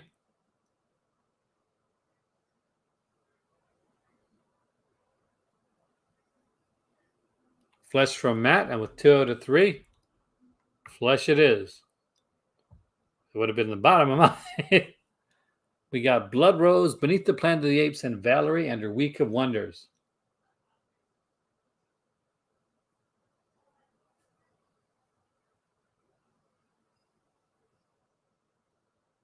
Ryan saying Beneath. Emily saying Beneath. Oh my God. Okay. So in first spot, is it going to be the Blood Rose or Valerie and her Week of Wonders? We're going for top spot now.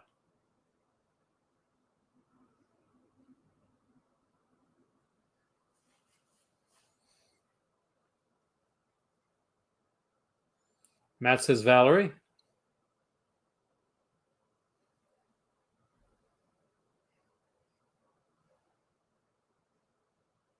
Emily says Valerie. I think I would have probably cried if it would have been Blood Rose. I'm just saying. All right.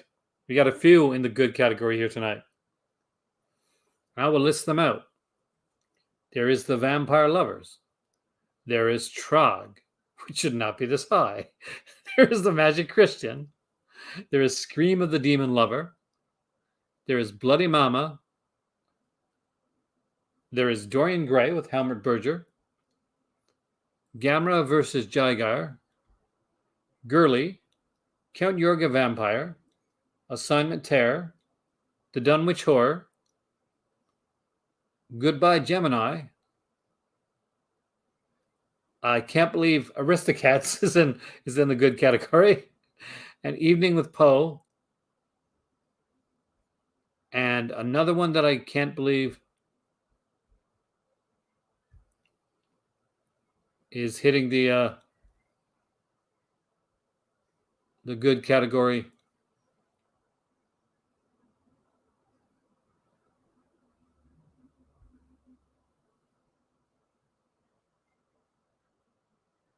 I can't even remember the name of it.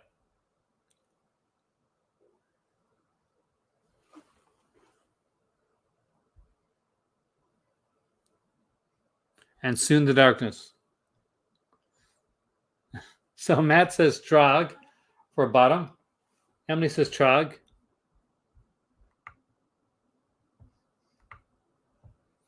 All right, what goes next?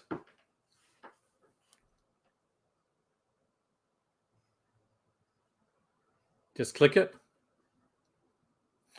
By the way, if you guys ever want to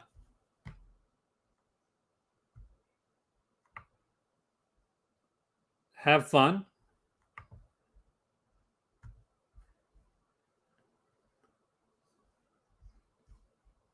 and do your own 1970s list,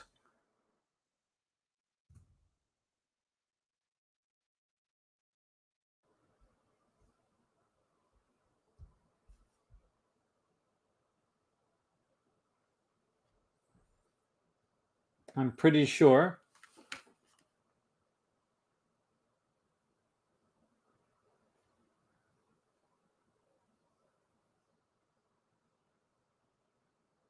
that'll take you guys over to the list.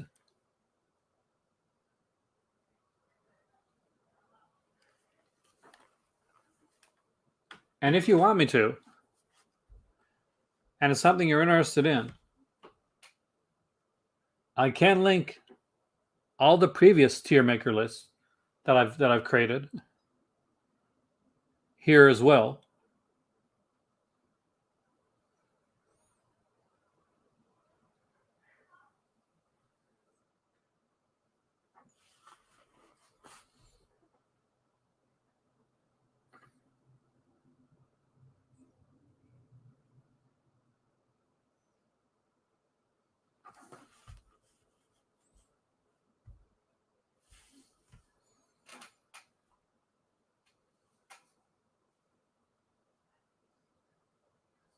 So if you guys are interested in having the links to the other tier lists, let me know so that you guys can have fun doing your own tier list at home yourselves as well.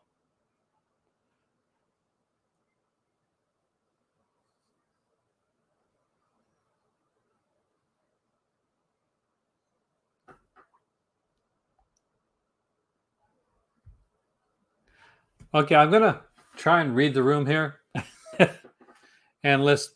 Do you guys not want to rank the 1970s list?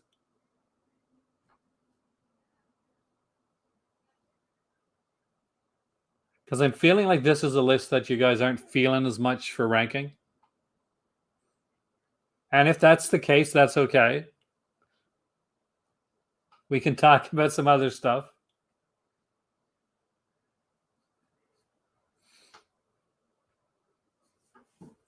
This list was made as a suggestion by you guys last week.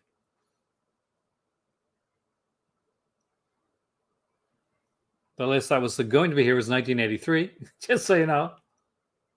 Let's rank it. Okay, just making sure.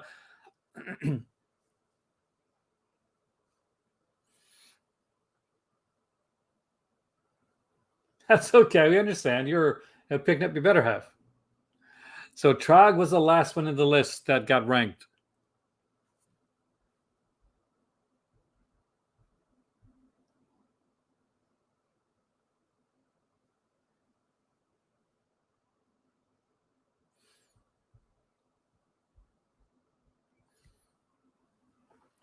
We still have And Soon the Darkness, My Evening with Poe, The Aristocats, Goodbye Gemini, The Dunwich Horrors.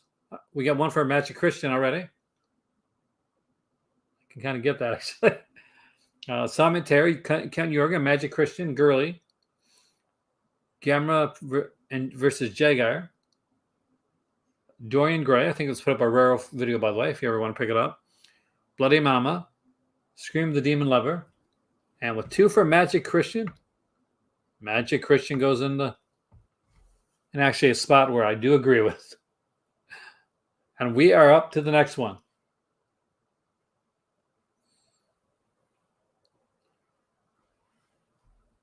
Voting for the next one begins now.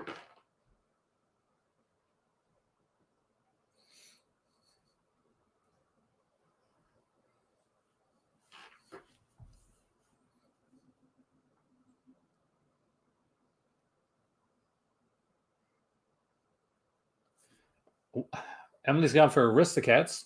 Ryan has gone for Goodbye Gemini.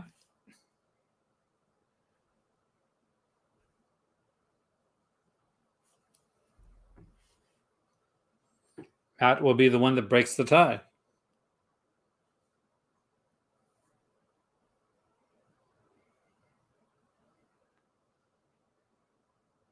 Gemini, I agree.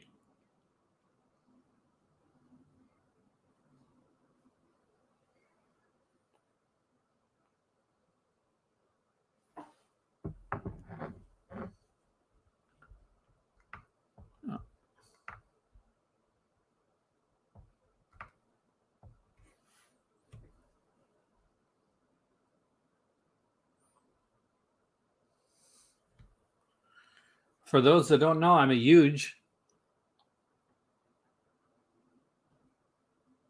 fan of the story Portrait of Dorian Gray. And one of the things that I wanted to get a tattoo of was a quote from the book, and it was part of a quote actually, and it was, "I represent to you all the sins you never had the courage to commit."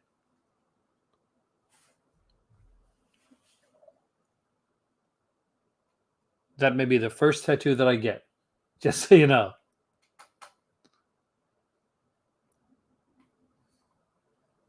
That's how big of a fan I was.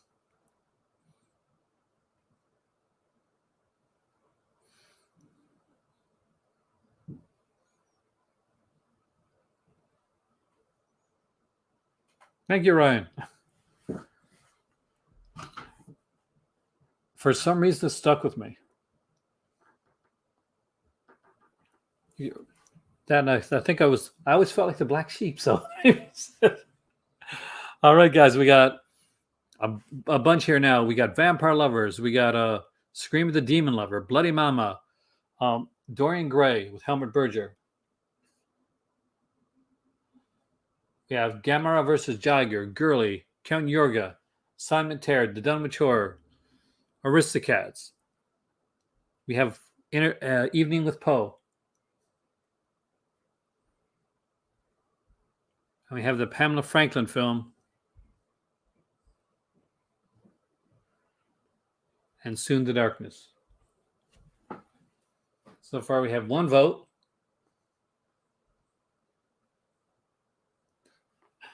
And Soon the Darkness, An Evening with Poe, Aristocats, The Dunwich Horror, Assignment Terror, Count Yorga, Gurley, Gamera vs. Jigar, Dorian Gray, Bloody Mama, Scream the Demon Lover, and Vampire Lovers. We got one vote for Evening with Poe.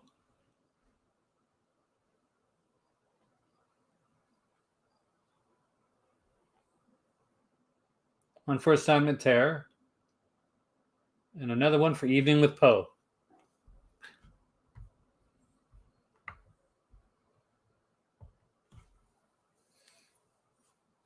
Settles now.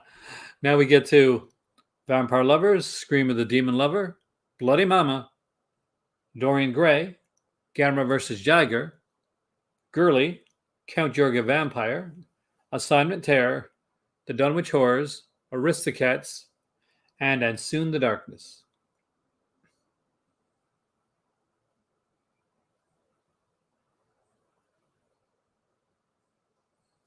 Emily votes for Gurley.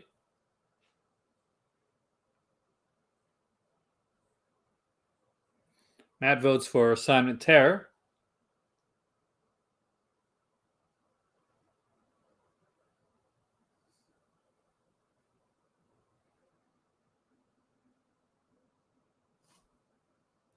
And Ryan also votes for Assignment Terror. So Paul Nash, you're going a wee bit lower.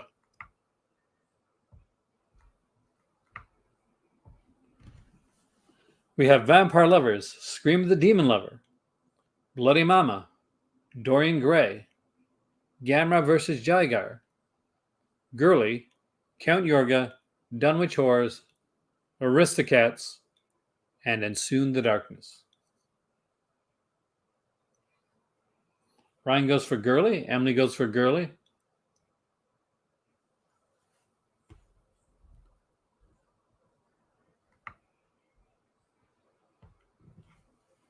I guess Matt's going to go for Gurley, but the majority leads. So, all right. We got Vampire Lovers, Scream the Demon Lover, Bloody Mama, Dorian Gray. I lost my train of thought for a second. Gamera vs. Jigar, Count Yorga Vampire, The Dunwich Horror, Aristocats, and Soon the Darkness. Ryan comes in quick with Scream the Demon Lover, as does Emily, and 2 out of 3 ain't bad, so where are you at?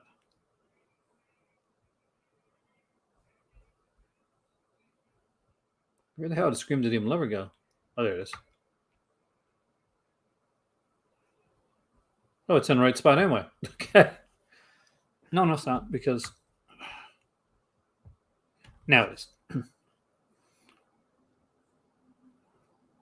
And we got Vampire Lovers, Bloody Mama, Dorian Gray, Gamera vs. Jigar, Count Yorga, The Dunwich Horror, Aristocats, and Soon the Darkness.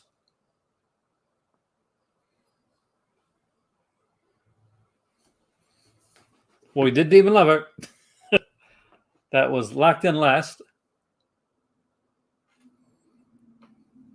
So, Vampire Lovers, Bloody Mama, Dorian Gray, Gamera vs. Jigar, Count Yorga, Dunwich Horror, Aristocats, and Soon the Darkness. Emily goes with Vampire Lovers. Ryan goes with Vampire Lovers.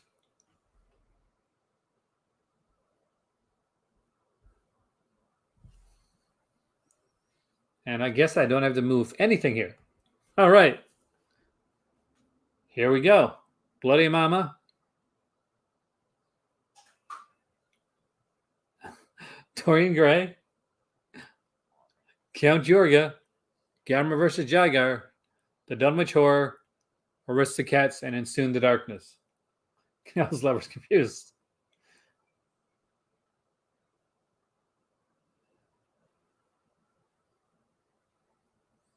Emily goes for Count Yorga. Ryan goes for Count Yorga. Looks like we might get a clean sweep for Count Yorga. I'm a bit surprised.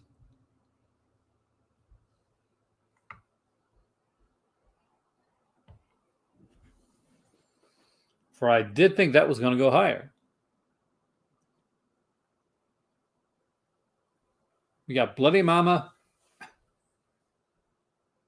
Dorian Gray,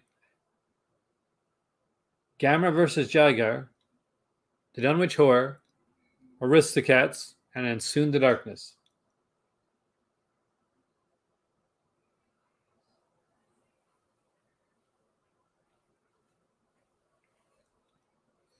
It's your vote. Emily goes with Aristocats. Matt goes with Soon the Darkness. Ryan goes with Soon the Darkness. And I go in shock. I recommend checking it out if you haven't seen it, by the way. We have Bloody Mama, Dorian Gray, Gamera versus Jagar, The Dunwich Horror, and Aristocats.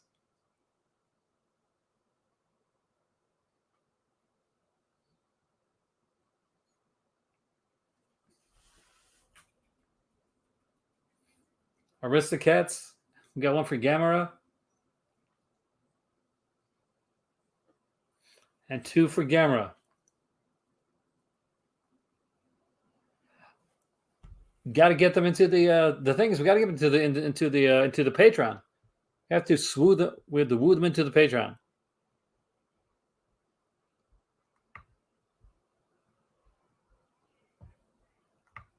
Let them know this only costs $1 to get in there.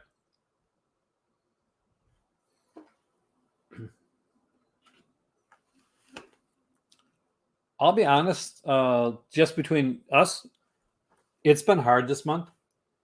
And you guys have been amazing. You guys are actually the reason that I didn't give up my channel, because I thought about it over the last month. But thanks to you guys, not just for the Patreon, but that is amazing too. But the fact that you come in here means a lot. All right, enough soppy stuff for me. We got 3 to go. We have Dorian Gray, The Dunwich Horror, and the Aristocats. And I bet I know what Emily's voting for.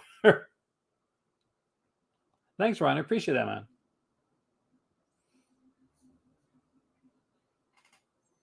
And please, if you're here, remember to stay after this list, because we will be voting on next week's list. Because I think we can get another list in before I go. I'll be honest, this was the hardest list for me to make, aside from one that I'm doing for an upcoming podcast. Yeah, I'm finally dipping my toes to the podcast. Emily votes for Aristocats, and I knew that was coming up.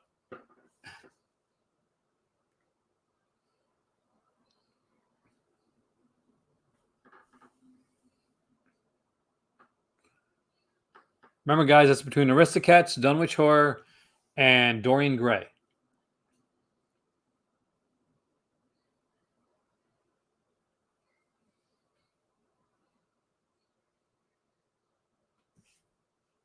Matt goes with Dorian Gray. It was more challenging to do like a broader list like this than to kind of pick and choose which ones to go with. I want to put some deep cuts in here. And with Ryan's vote, Aristocats gets number 3. So now we're voting for tried, Matt. We're voting for number 1. Dorian Gray or the Dunwich Horror? What do you guys vote for number 1? Remember, not number 2, but number 1. Dorian Gray or the Dunwich Horror?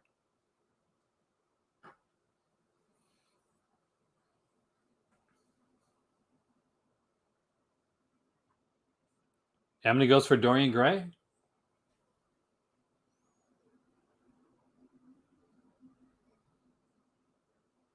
Ryan goes for Dunwich Horror. Looks like Matt is going to be the deciding factor here.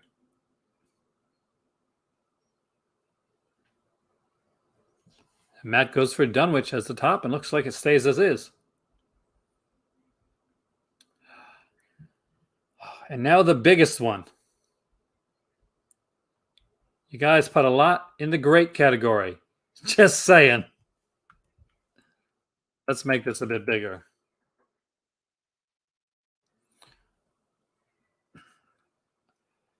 In the great category, I know. Now, it may look a little bit bigger than it is because I've actually magnified it for us, guys. We have the Wizard of Gore, the Vampire Doll, Honeymoon Killers, Scars of Dracula, Horror of Dracula, Horror of Frankenstein, Beast in the Cellar, I Eat Your Skin, I Drink Your Blood, Eugenie, Where First the Vampire Women,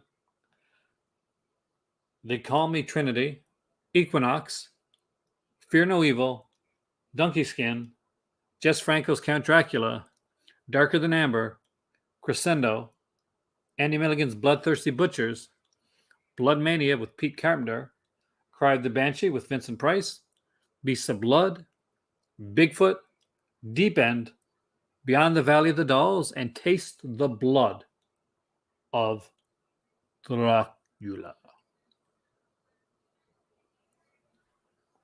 Matt starts off with Andy Milligan's Bloodthirsty Butchers. Ricola. And Bloodthirsty Butchers it is.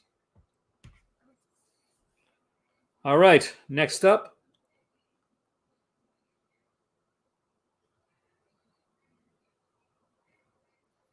In the number 23 spot, we have Wizard of Gore, the Vampire Doll, Honeymoon Killer, Horror of Frankenstein, Beast in the Cellar, I Eat Your Skin. Emily thankfully chooses Wizard of Gore, as does Matt, and I totally 100% agree.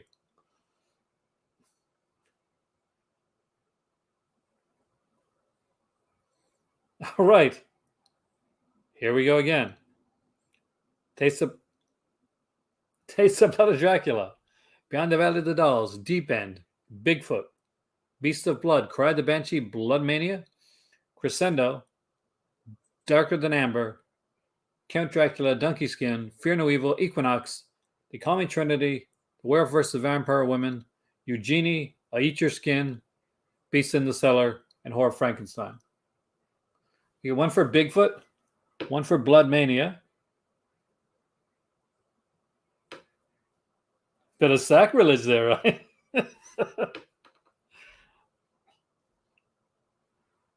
Pete Carpenter will haunt you, Ryan. Now, these are on the great categories. Don't do that. It looks like Matt is going to break the tie.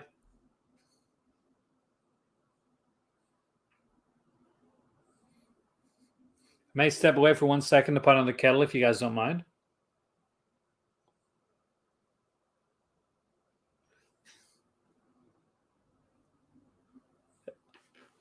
Well, it's the obvious choice of Bigfoot. It's fun, but it's not exactly, it's not top tier. You got Taste of Blood of Dracula, Beyond the Valley of the Dolls, Deep End, Beast of Blood, Blood Mania, Crescendo, Darker Than Amber, Count Dracula, Donkey Skin, Fear No Evil, Equinox, They Call Me Trinity, The Werewolf vs. the Vampire Women, Eugenie, Eat Your Skin, The Beast in the Cellar, and Horror of Frankenstein, and The Honeymoon Killers, and The Vampire Doll. Got one for Blood Mania, one for Beast of Blood. When I come back, I'll see what your what Matt's vote is.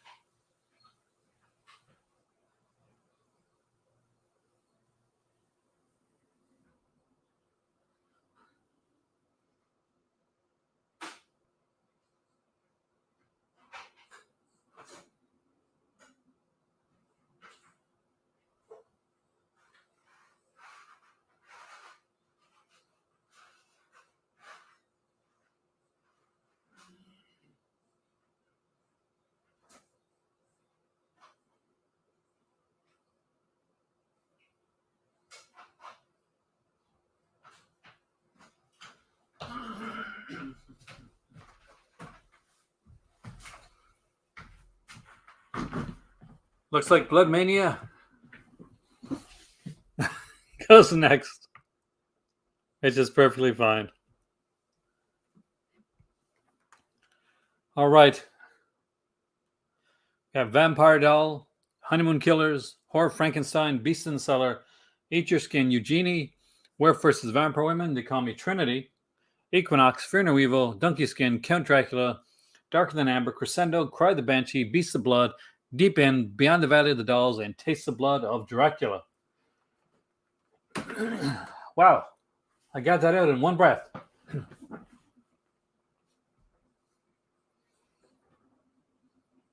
Got one for Vampire Doll, one for Beast of Blood, two for Vampire Doll. Shocked, but I don't have to change anything. So there we go.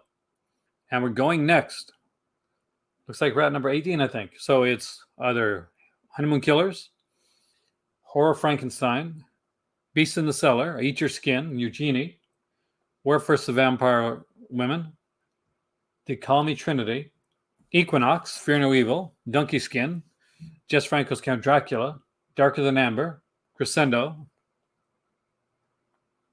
Matt goes with Horror Frankenstein. Ryan says Eat Your Skin. And this time it's Emily's turn.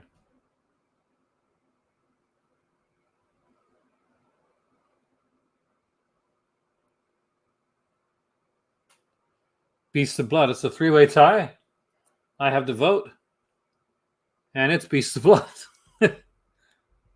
Yeah, that's actually an easy choice for me.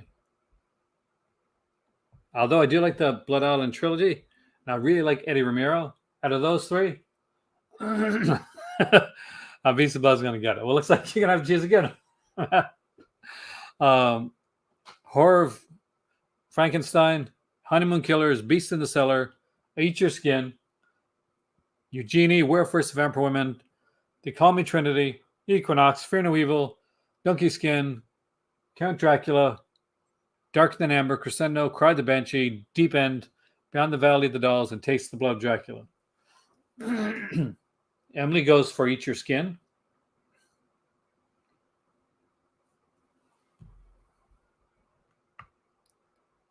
And some skin is eaten. Pretty sure that's what Ryan's going to go for, since that's what he voted for anyway. I know that Matt's gone for Eat Your Skin as well. Honeymoon Killers, Horror Frankenstein, Beast in the Cellar, Eugenie, Werewolf vs. Vampire Women. Oh no, it's not the Louis Jourdan one. It's the John Hayes one that's on the box set for the second volume of American Horror Project, Matt. The one with Michael Pataki in it. Because John Hayes has Michael Pataki in everything. We got one vote for Horror Frankenstein.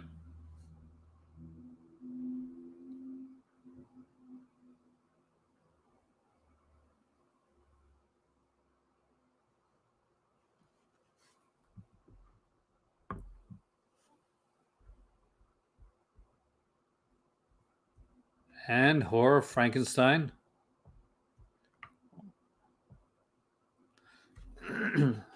We're getting there, guys.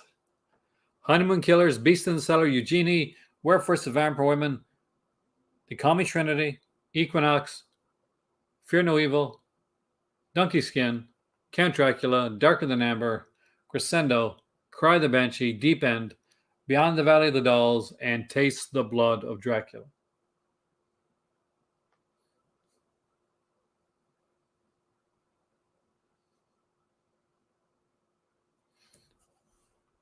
Emily says Equinox. That surprises me, but Darker Than Amber, as does Ryan. That one's a shocker. All right. The Honeymoon Killers, Beast in the Cellar, Eugenie, Werewolf vs. Vampire Women, They Call Me Trinity, Equinox, Fear No Evil, Donkey Skin, Dracula, Crescendo, Cry the Banshee, Deep End, Beyond the Valley of the Dolls, and Taste the Blood of Dracula.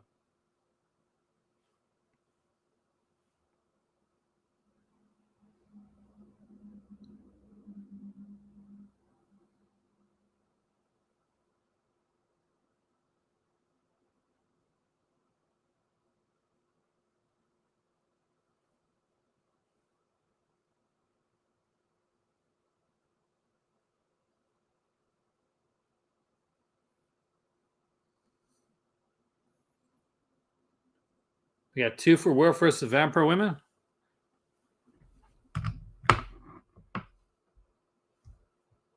Is that title right?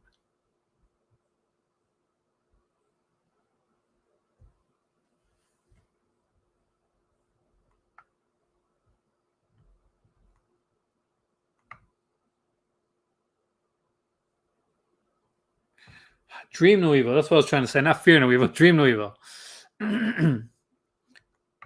But here we go.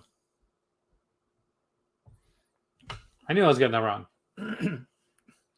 So we're down to the Honeymoon Killers, Beast in the Cellar, Eugenie, The Call Me Trinity, Equinox, Dream No Evil, Donkey Skin, Count Dracula, Crescendo, Cry the Banshee, Deep End, Beyond the Valley of the Dolls, and Taste the Blood of Dracula.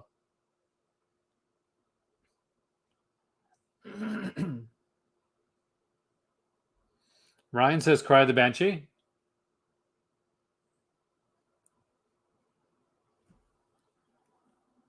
Bit of a hot take, Ryan. Matt goes with Dream No Evil.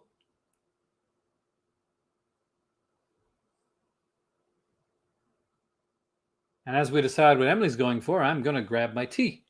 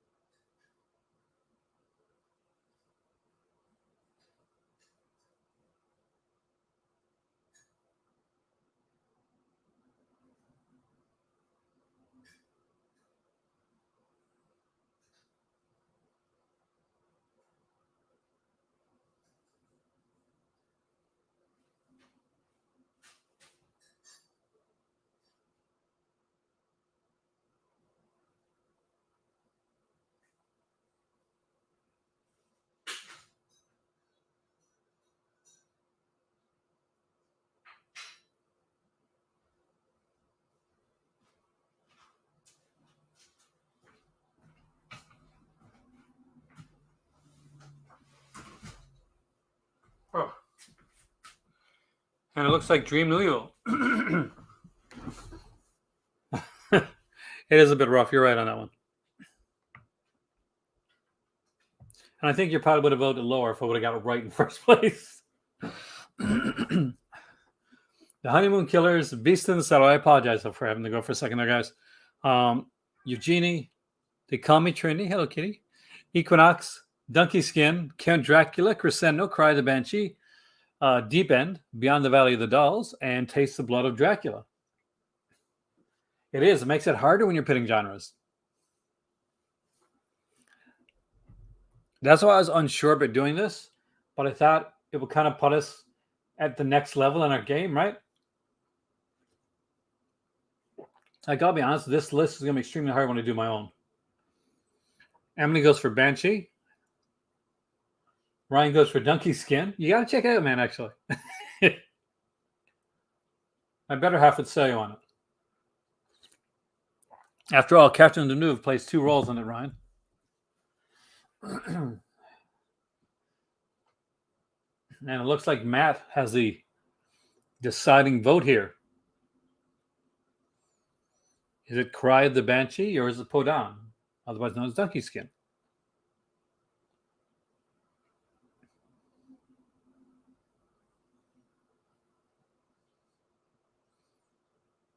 Did we lose Matt?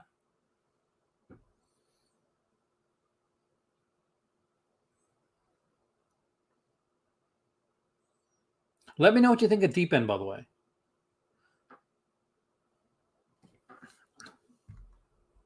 All right, and it is Cry of the Banshee.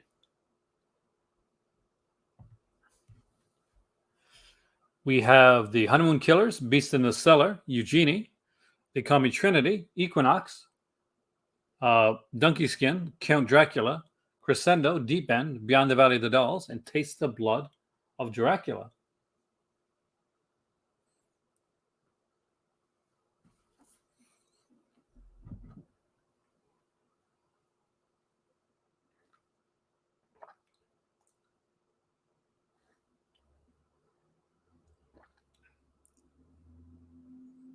We got one vote for Equinox from Ryan. 2 votes for Equinox. Equinox gets it.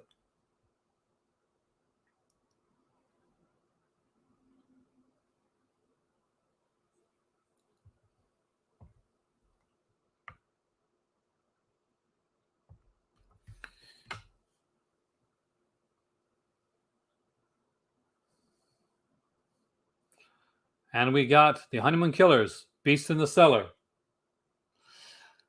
Eugenie, They Call Me Trinity, Donkey Skin, Count Dracula, Crescendo, Deep End, Beyond the Valley of the Dolls, and Taste the Blood.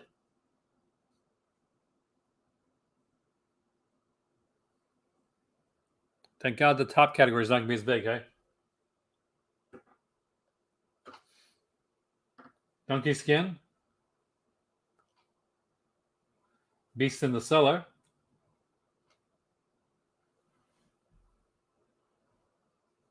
and Beast in the Cellar it is.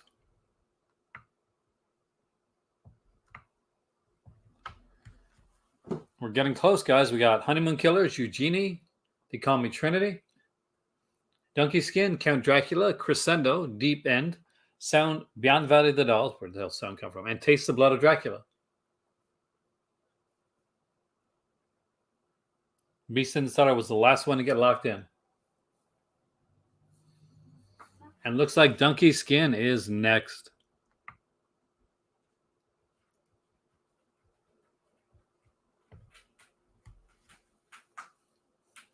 You're lucky Hin's not here, guys. Okay, Honeymoon Killers, Eugenie, They Call Me Trinity, Count Dracula, Crescendo, Deep End, Beyond the Valley of the Dolls, and Taste the Blood of Dracula.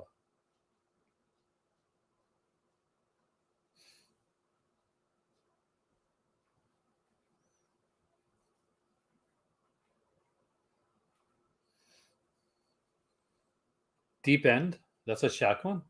Eugenie, kind of makes sense. Oh, Emily, have you seen Deep End, by the way? And Ryan's got to break the vote. She would. You know she would. And she means it in Honeymoon Killers. I have to break the vote, and it's going to go to Eugenie. I do like Eugenie, but I am actually surprised it has got up as far on the list as it has.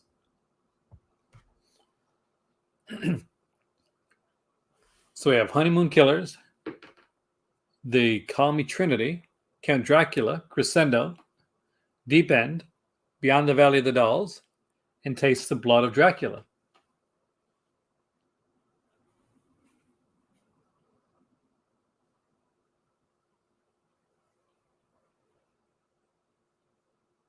Long time, never stuck it. It's one of those that kind of haunted me a bit. I'm not quite sure why, but it did. Maybe it's the time that I saw it. I would recommend if you get the BFI release for cheap, get it because the features are really good. We got Taste the Blood of Dracula from Ryan.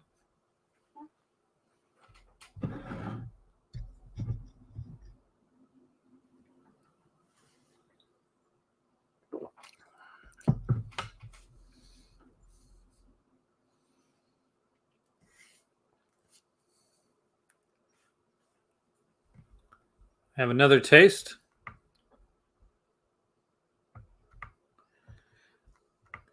All right. We're getting there. Honeymoon Killers, Trendy.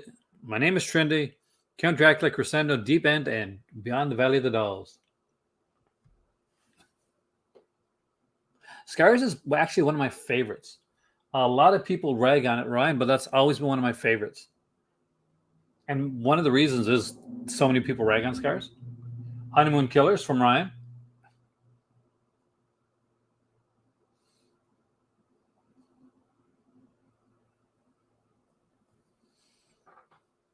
Honeymoon Killers from Emily. And there we go. It's Honeymoon Killers. And Count Dracula from Matt. Now we're into the top 5 of these. They Call Me Trinity, Count Dracula, Crescendo, Deep End, and Beyond the Valley of the Dolls.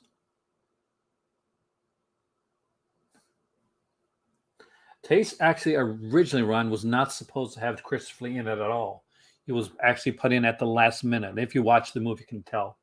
Actually, Crescendo from Ryan, Deep End from Matt,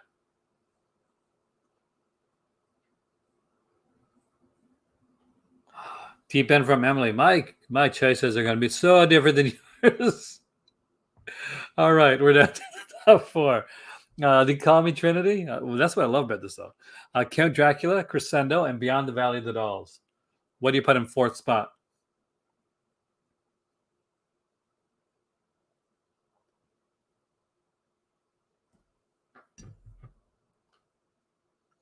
Matt goes with Count Dracula. Ryan goes with Jess Franco's Count Dracula. And we go with Count Dracula. We're up to the top three. Will it come in this one time, Emily? Because we have Crescendo, The Call Me Trinity, and Beyond the Valley of the Dolls.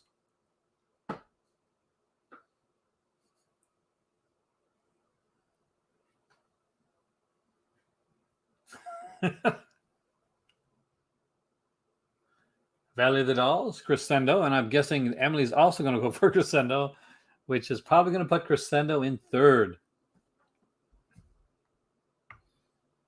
I can read her mind. So, in the top spot, not the second spot as always. So it is either going to be Beyond the Valley of the Dolls or the Call Me Trinity.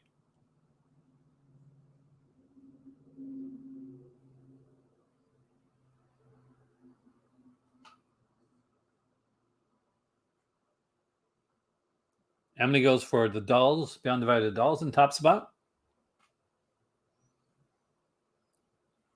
But she is beaten out by Ryan and Matt, who come up with. All right, in a much shorter list. Thank God. The films here we have are The Bird with the Crystal Plumage, The Blind Woman's Curse, El Topo, Kelly's Heroes, House of Dark Shadows, Le Cercle Rouge, Mark of the Devil, Scars of Dracula, and MASH.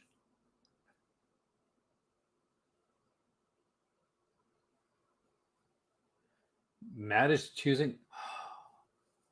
Oh my God. Okay. And an utter shock, House of Dark Shadows, the first and best of the Dark Shadows movies, goes last. It's still on the top. I know it. Now we got MASH, Scars of Dracula, Mark of the Devil, Le Cercle Rouge, Kelly's Heroes, El Topo, Blind Woman's Curse, and Bird the Crystal Plumage.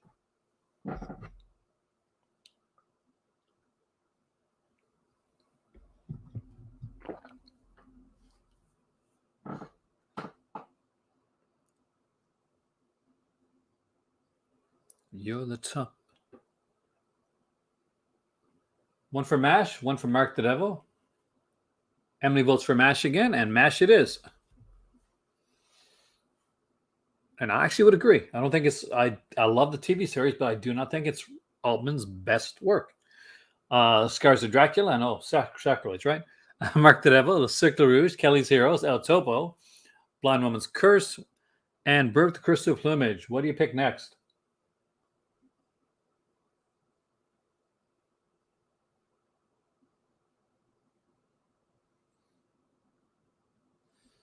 Kelly's Heroes, Scars for Matt, Scars for. Oh my God. In the shocker of the night, Scars goes lower in the top. Okay, we got Mark the Devil, The Cercle Rouge, Kelly's Heroes, El Topo, Blind Woman's Curse, and The Bird with the Crystal Plumage.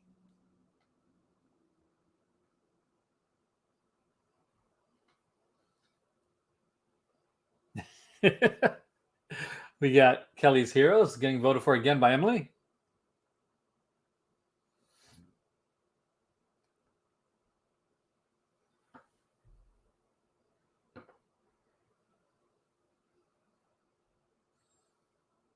Ryan goes with Kelly's Heroes.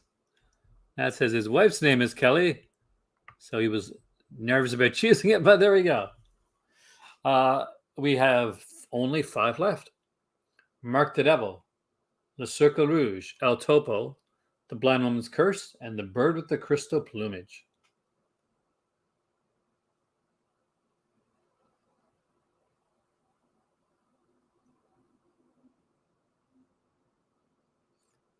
Mark the Devil, Le Cercle Rouge, and 2 for Mark of the Devil. So I don't have to move anything at all, actually. So we got Le Cercle Rouge, El Topo, Blind Woman's Curse, and The Bird with the Crystal Plumage. What do you put in 4th place? Matt goes with Blind Woman's Curse, Le Cercle Rouge. Will Emily vote for Le Cercle Rouge again? Or will she change her mind?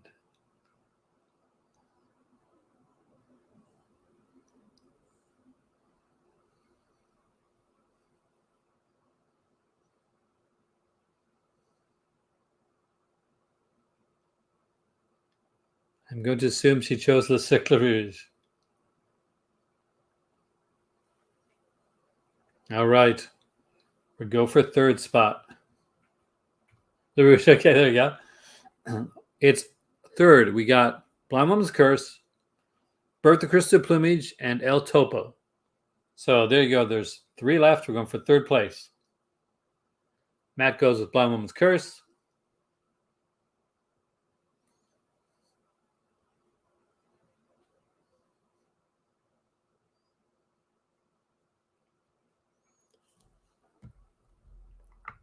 And in top spot, I wonder if this one's going to be a little bit harder.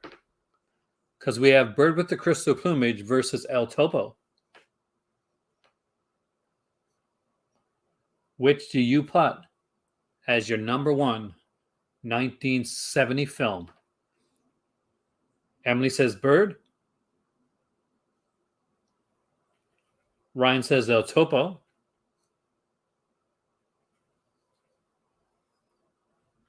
And Matt has to come in with the tiebreaker.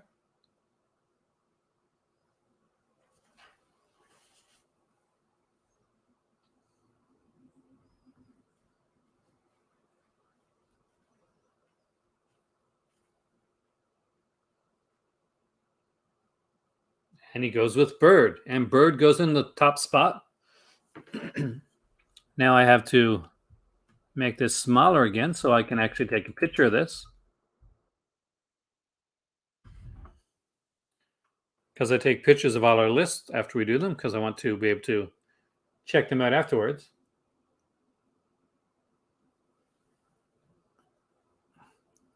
And eventually I will send a picture of these to all you guys.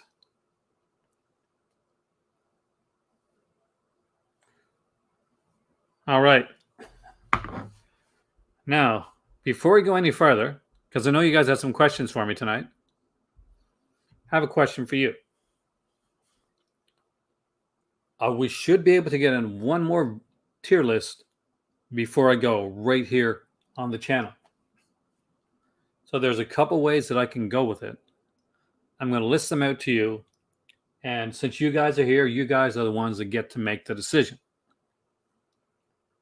I can go with another year in horror this time around to make it a little bit easier on you guys. And we can do a year in horror. It would probably be a year from the 60s or 70s. Or we can do a theme list. And that would mean that we would be doing something along the lines of Hammer horror,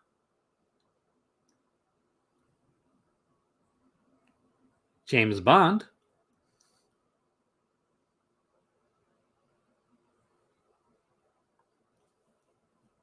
or an alternate suggestion that you have.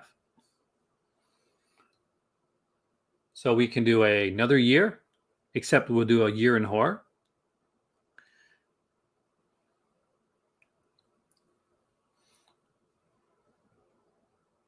a year in the 60s or 70s.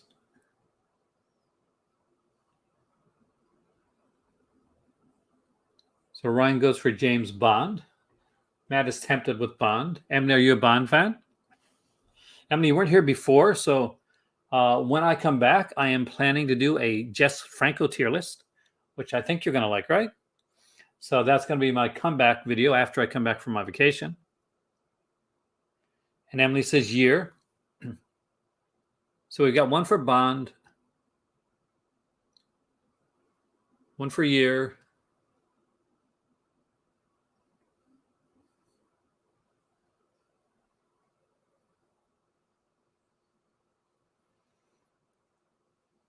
The reason I'm telling you guys about the Jess Franco list now is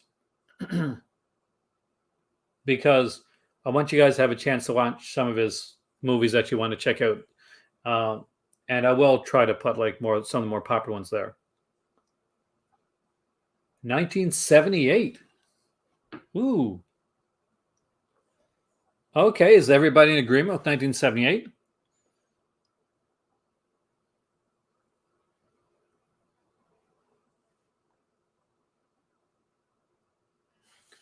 Well, we're not doing Franco yet, Ryan. So Franco is probably going to be coming around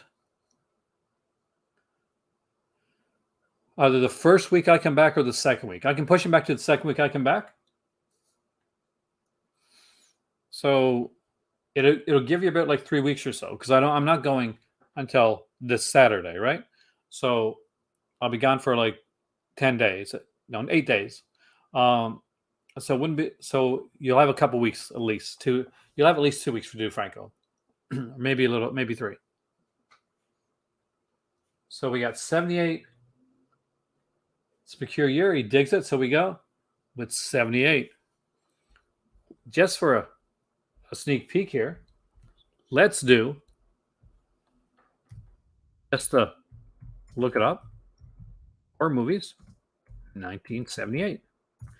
Let's just see into Halloween, Dawn of the Dead, Patrick, Toolbox Murders. Oh, Emily, that's going to be a good year. You chose well. I didn't even think. How did I not think of Halloween?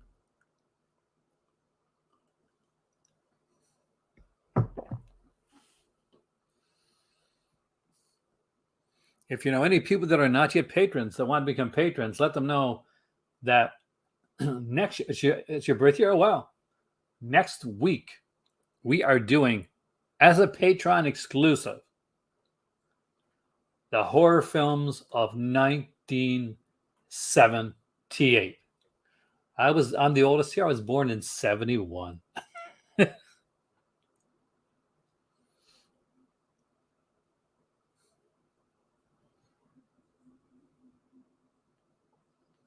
Is everybody excited about the release? Is everybody excited about Phantom of the Mall?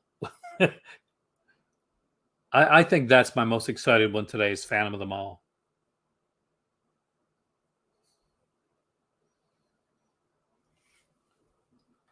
Apparently, Matt and Ryan had some questions for me that they thought up before.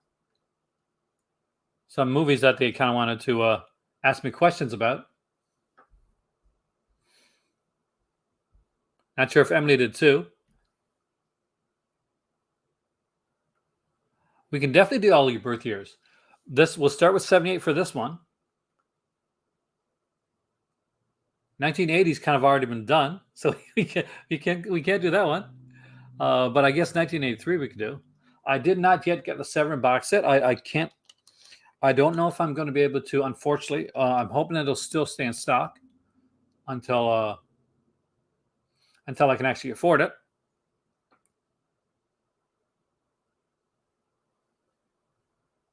This was like I mentioned it earlier. This was like a harder month for us here, and we didn't get anything. Like I'm pretty much not monetized anymore. I'm on YouTube because they take a lot of stuff out of my a lot of taxes out now. All right, The Bloody Judge versus the Forbidden Photos. Forbidden Photos. El Topo versus Strange Vice. Everybody would say Otobo, but I'm saying Strange Vice because I love that film. Hatchet versus Wizard of Gore. Hatchet for sure. Dunwich Horror versus I Drink Your Blood. I don't remember Drink Your Blood being very good. I Eat Your Skin was good. So Dunwich Horror. Forbidden Photos versus A Quiet Place to Kill. Quiet Place to Kill. Emily, have a fantastic night, and I'll see you next week for 1978. Be sure to be here. Equinox versus Zadichi meets Yojimbo. I'm going to go with, it's a hard one, but I'm going to go with Zadichi. I actually like Zadichi. I like Equinox too, though. And Weekend Murders versus the Chinese Boxer. I'm going to go with the Chinese Boxer. And Bloodthirsty Bitches versus Queens of Evil. Queens of Evil is literally the folk horror movie that you don't know you want, but you do. So Queens of Evil, 110%.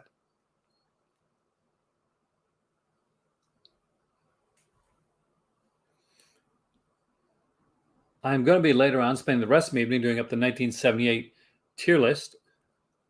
So make sure you let everybody know that there's a 1978 tier list coming. I'm super excited about I hope the Severin box set doesn't sell out. I'll be disappointed if it does.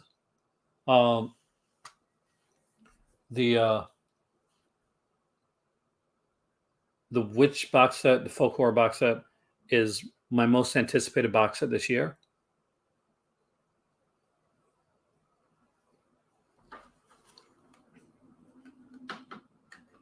So hopefully things pick up a bit.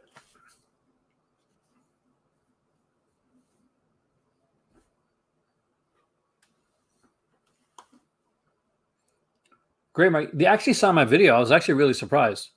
I was embarrassed, though, because I pronounced Kayla Janice's name Kierla Janice. And considering she's Canadian like me, and I've seen Celluloid Horror at least 4 times, I should have known. But I still got her on.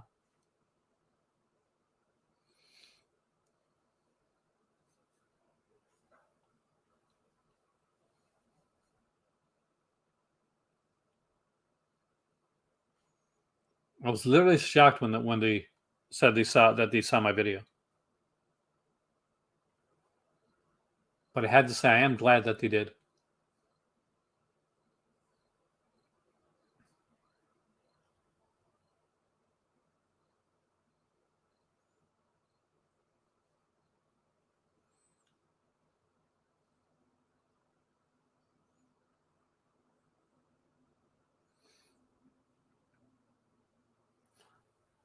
It's a shame we haven't had Mary in a while, too.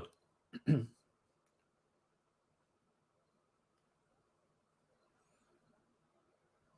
I got a feeling Mary would really like this.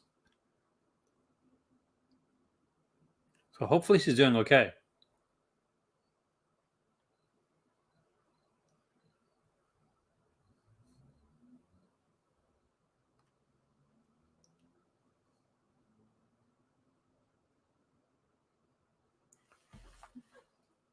But there's some stuff I was going to tell you guys tonight.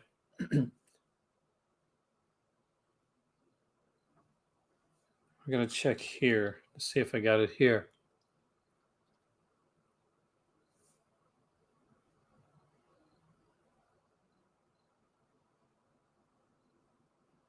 Oh, for me, well, for those of you guys that don't know, my day job that I do is I work for Balsam Hill that sell Christmas trees, and they do the Christmas trees for the Hallmark films and HBO Max and stuff like that.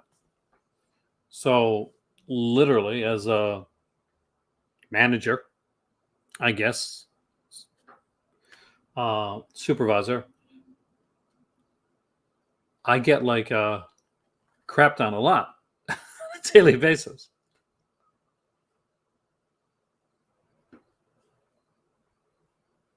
Right, so GCW stuff. I gotta watch Rampage tonight yet. I liked AEW this week, but I think it was a weaker show for the first week to have Punk on there. But I did like some stuff in it.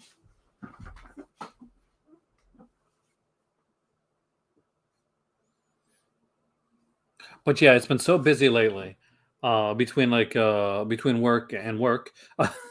This is a much more fun work. This is the work that I like. Uh, that I have to say, I haven't had a chance to really watch much of anything. Uh, I got my Severin movies, and that's been like I want to watch them. Oh, Can Kill a Child's a really good movie. I agree. Um, oh, thanks, Ryan. But I got my Mill Creek films this week, so I got to watch For Rich for Poor. I don't need to watch Rad again. I can just review that one without even thinking. I'll be on for a minute. If you got to give your wife a call, go ahead, man.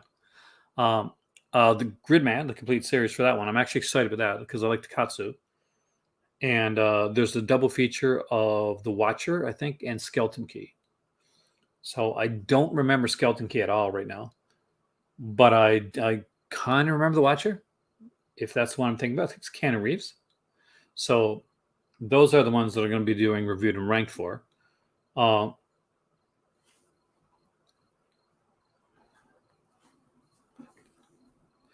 Mill Creek is kind of like, it's almost like a jack of all trades. And it depends on the time of year. They put out a lot of different stuff. Like Mill Creek, when they originally started, uh, I used to collect a lot of their stuff. But a lot of their stuff back in the day was like, these like 50 box sets and 100 box sets. And a lot of the times it was kind of hit or miss, like what the quality of the film was going to be back then. So after like a lot of the bigger companies stopped making so much like TV stuff or movies and stuff like that, Mill Creek kind of came in and they got a few of the guys from BCI Entertainment before that closed down. The guys from BCI moved over to Mill Creek, and then Mill Creek upped the level of what they did. And all of a sudden, they were doing like complete TV shows, and the special features coming on their disc. And they got things like then they secured the rights to all the Subaraya tokusatsus and films and animes. So they do like a lot of they do horror. They put out a lot of like the '90s stuff that you don't think you're gonna see anywhere, and they'll put out like some 2000 stuff as well. They do get like some of the older stuff. They're the first ones to put out "Happy Birthday to Me" before it got a good release. They got a really good release, like an indicator release. They put out like a lot of the early stuff. I remember they did like stuff like Kilmo, and they did a few cool like spaghetti westerns. Welcome back, Matt. So they started as a company that put out kind of just like anything they could grab. And all of a sudden, as the market changed, they became kind of the go-to place for a lot of companies. So a lot of like TV stuff, a lot of horror stuff like that. Yeah, Grand Duo, exactly. Grand Duo, Kyomo came out. Marrying Man, Vera Wachowski, which I'm kind of disappointed they never followed up another film. And I love the fact that now they're starting to do like special features on a lot of the releases. Like when they put out the crazy as hell John Travolta film. What the hell's the name of that again? Battlefield Earth. Yeah, that had features on it, and they put out the Blu-ray edition of the Lon Chaney set, the Inner Sanctum set, and they put out like special features on that. Their TV compilations are fantastic. There's an older one that I would recommend. What's the name of it now? But it was like the guy that did shows like what's like 21 Jump Street and stuff like that. Anyway, the guy that did those shows, they put out, I think it's called Crime Time on Prime Time. And they put out a bunch of his failed shows that didn't last to past the season or a few episodes. And one of them is called Unsub, which is sort of like the pre-Criminal Minds. And I definitely recommend that one. That's actually a pretty cool one. Another like series that's completed on there, like because there only was a few episodes, was a show called Broken Badges, and that was about kind of these edgy cops. These was kind of like psychologically damaged cops that are part of this special division, and so I recommend that one. I think it's called Prime Time on Crime Time or Crime Time on Prime Time. So if you ever get a chance to get that one for a good price, and you like kind of like TV cop shows and like different ones, then that's one to look for.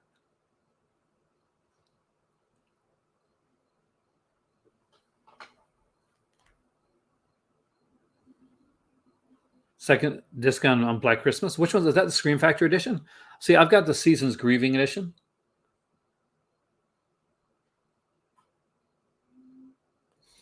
But I want to make sure I get the title right for you guys.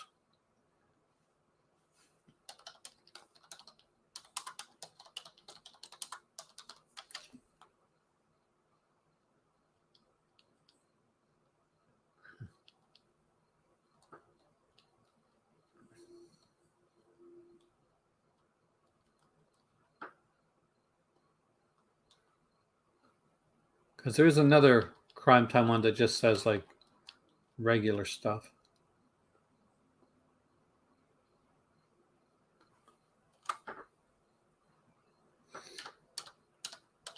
Black Christmas is definitely one to grab, man.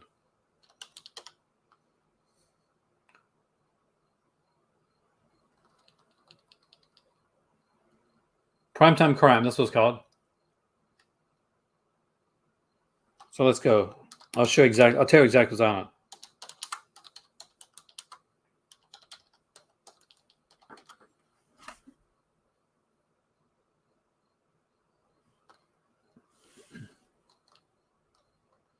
So apparently it might be able to print because there's a big price on it on Amazon CA, but I'm sure you'll be able to find it somewhere.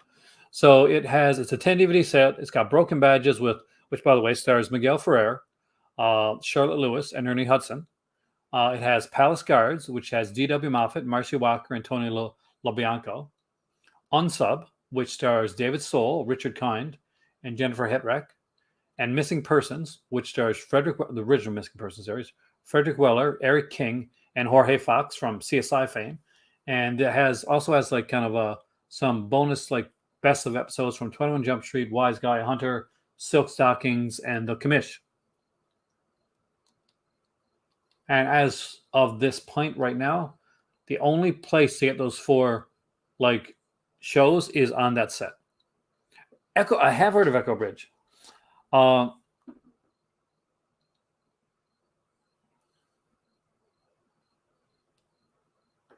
It's called, and it can be a hard find, but if you can find it for cheap, definitely go for it. Primetime Crime, the Stephen J. Cannell collection.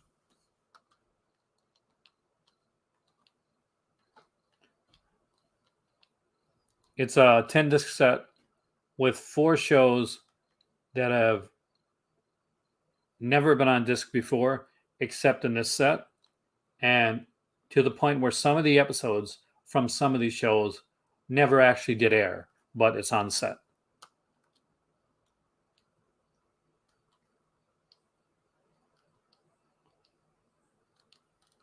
So somebody has a breakdown here, which is actually kind of cool. So the first 3 discs are the series Missing Persons. There's 18 episodes for that show.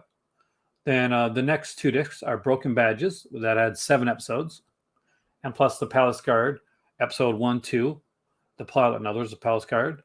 Then the next disc is Palace Guard episodes 3 to 9. Unsub went for 9 episodes, so that gets 2 discs on its own. But on the end of the Unsub disc, it also has the first 2 episodes of Wise Guy, which is one of my favorite shows of all time, for those that don't know. It also has Suffer the Children, the 2-parter from Commish. It has Hot Pursuit, which is a 2-parter from the series Hunter. It has an episode of Cobra, actually, The Gnome. Then on the 10th disc, you get an episode of The Greatest American Hero, 10 Speed and Brown Shoe, Silk Stockings, 21 Jump Street, and of course, Booker. Unfortunately, Booker does not have its original theme song because of the rights issues, which is Billy Idol's Hot in the City. For those that don't know what Booker is, 21 Jump Street had Richard Grieco come on it in the 2nd or 3rd season. He was so popular that they kept bringing him back until eventually they gave him his own series, and it was called Booker, or in some places, Booker PI. See, I'm not just a geek about movies.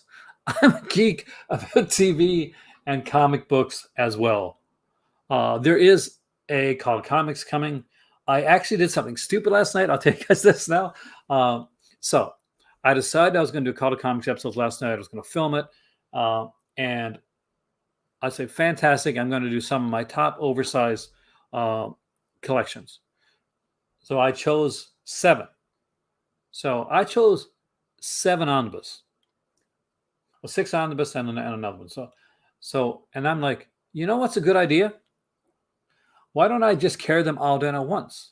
So for those who've ever seen an omnibus before, imagine carrying 7 of those downstairs at the same time. My back was not good.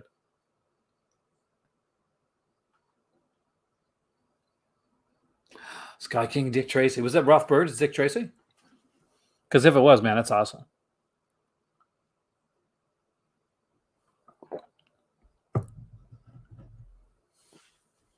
It's okay now, but I woke up this morning. I'm like, oh man, I'm getting older. I did not make this mistake of taking them upstairs altogether. I took them up 2 at a time. The Goon is actually really good. Did you read Criminal? Well, yeah, with Ed Brubaker and Sean Phillips. There's 3 volumes, like large volumes of Criminal, and there's the 4th one called Cruel Summer. And yeah, Frost Nixon's actually one of the ones I'm going to be reviewing, I think, next month, because that's coming. It's actually one of the ones I got listed. So for those that like comics and haven't checked out Criminal yet with Ed Brubaker, I definitely check it out. It's really, really good. Black Hammer is good as well. Black Hammer is this, for those that have never read it, it's a different comic book in that basically there's a whole bunch of superheroes, and there's this world crisis. There's this big one, the one of those kind of universe crisis events. So Black Hammer, the hero, actually manages to kill the bad guy, the Thanos style bad guy, right? And in a big flash, everybody ends up in this farm. All the superheroes are on this farm. And then it goes to 10 years later, and all the supers are still on this area called the farm. They don't know why they're there. They don't know how to get out of it. They've been there for 10 years. The only person that's tried to escape is Black Hammer. And when he tried to escape, he got disintegrated. So they managed to make a machine to bring somebody in from the outside world to help them figure out how the hell they're going to get out of there. And the person that they get is actually, I think, the granddaughter or the daughter of Black Hammer.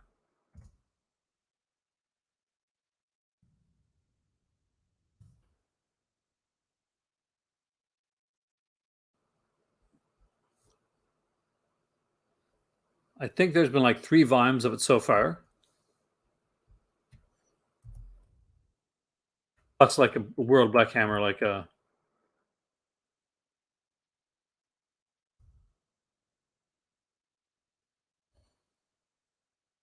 I'd recommend the library edition if you can pick that up.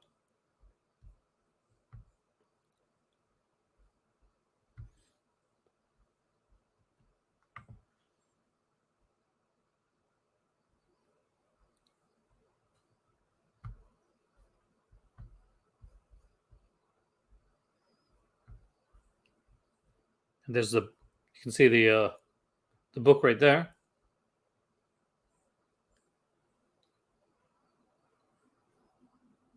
So if you're into that style stuff,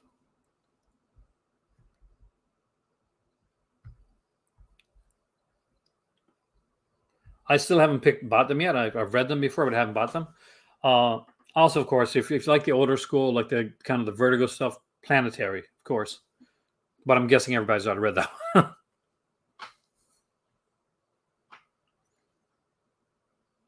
I find sometimes it's called Black Hammer, yeah. So the library editions are the really good ones to get. So Matt, the library editions usually run around $50 or so, American, so probably around 35, maybe 40, Canadian, so maybe 35, 40 American. So what's neat about them is they're kind of they're oversized, and there's actually a ribbon in the library editions, so that you can actually save your space and stuff. And there's only 3 volumes, I think, so far. And there's a World of Black Hammer one as well. I think the next one coming out is Black Hammer Visions, which is kind of just a smaller graphic novel. But you can buy different ones. I think you can buy graphic novels of it as well if you want to get an oversized one, like I get. But Black Hammer is an interesting one. I recommend that. I really recommend Criminal if you haven't checked it out. Very good stories in that one. Usually, there's like in a criminal omnibus, there's like around three. There's around like three different stories, and it's basically like this these criminals. There's one story that's kind of neat about this guy. The first story is about this guy that was in the that's in the army. He's kind of a really tough guy. Yeah, it's Jeff Lemire. Yeah, and he comes home because his brother's been killed, and he kind of goes underground to do to catch the killer of his brother, and that's kind of where it starts at. There's another one called Coward, where there's this guy that is like very careful, like when he's doing like jobs and stuff like that, and people think okay, well he's a this guy is like he's really extra careful and extra, maybe he's scared. He's a coward. He's anything but a coward, and it's a really good. So if you like stuff like Sin City and you like kind of like the gritty crime stuff, then check out Criminal. If you like these kind of epic kind of stories, then definitely Black Hammer. You get a whole superhero universe without having to buy a whole bunch of comics where you don't know. You start with Black Hammer. You're introduced to these characters. All the characters are thinly veiled versions of other characters that you'll probably know. The other one I can recommend, a kind of a more of an independent one, if you like horror, especially. There is a comic which I'm guessing some of you guys read.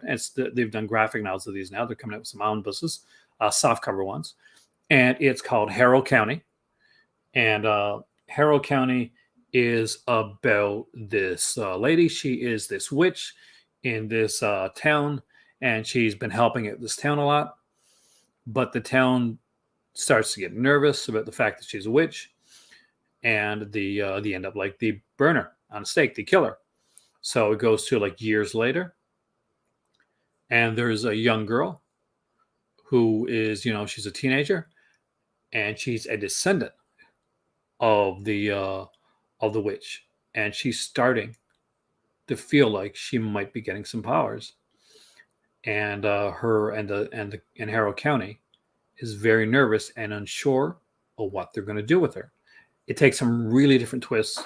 It's a really good story, and I recommend that you check it out. If for reading lists, especially when we watch movies all the time. We watch like some TV shows. It's nice to sit back and just like read something to get engulfed in a really good story. Black Hammer, Criminal, and Harrow County are three of my top picks for you guys if you want to check them out. And if you like Jeff Lemire, who did do Old Man Logan, by the way, along with did the New 52 run, I think, of Animal Man. And I think he might have worked on some Swamp Thing as well. So then you're probably in good hands with that. Actually, sort of. There's a comic company, Ryan, called Ebon Press, and Ebon Press does like continuations and like of like Fulci stuff. So, and not just Fulci either. So Ebon Press have done like House by the Cemetery. They've done The Beyond, and they've done, of course, Maniac, the Joe Spinell film. Oh yeah, I read Preacher. Oh yeah.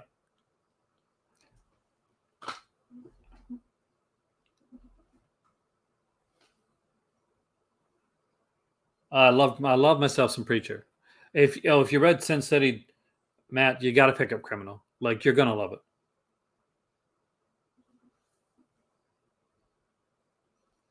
I don't get to talk about like comics a lot on my channel because I'll be honest, if when I start to mention it to certain people, they just drop out of the chat, and it's a bit disheartening because it's something that I actually do love.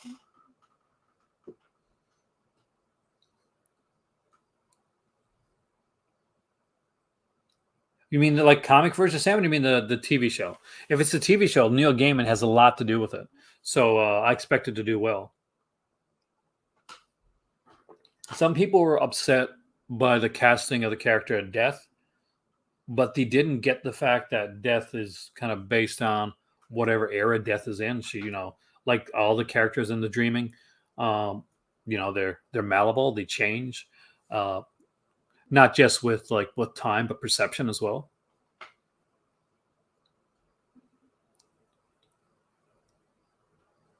Oh no, so you got two mixed up there. So just Criminal.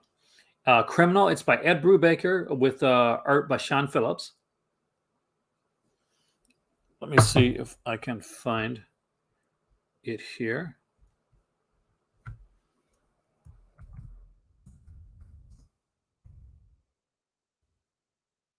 Wiki. I need the wiki one.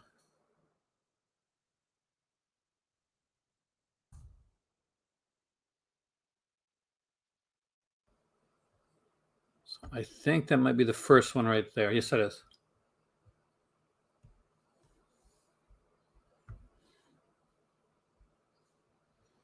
So there's volume 3. There's volume 3 coming out. Oh, nice. So there's Criminal right there.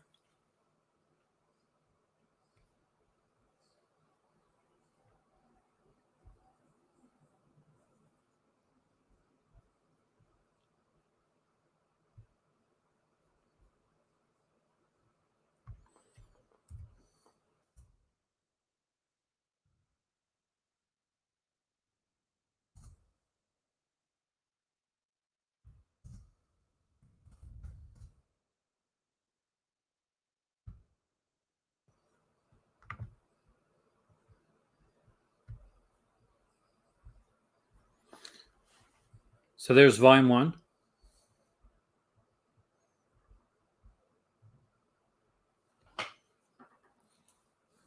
Oh, definitely put down Shyamalan's Man.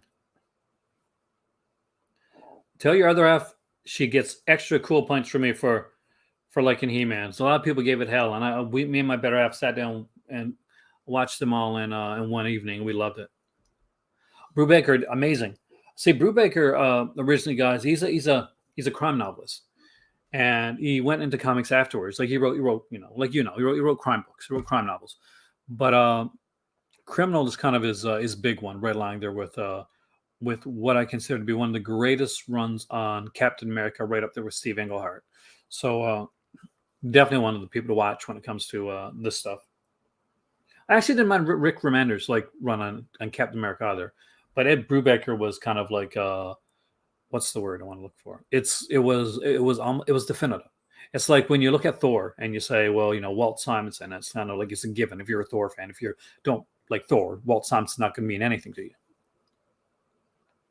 All right, Ryan. Have a great evening, man. I got to go soon anyway.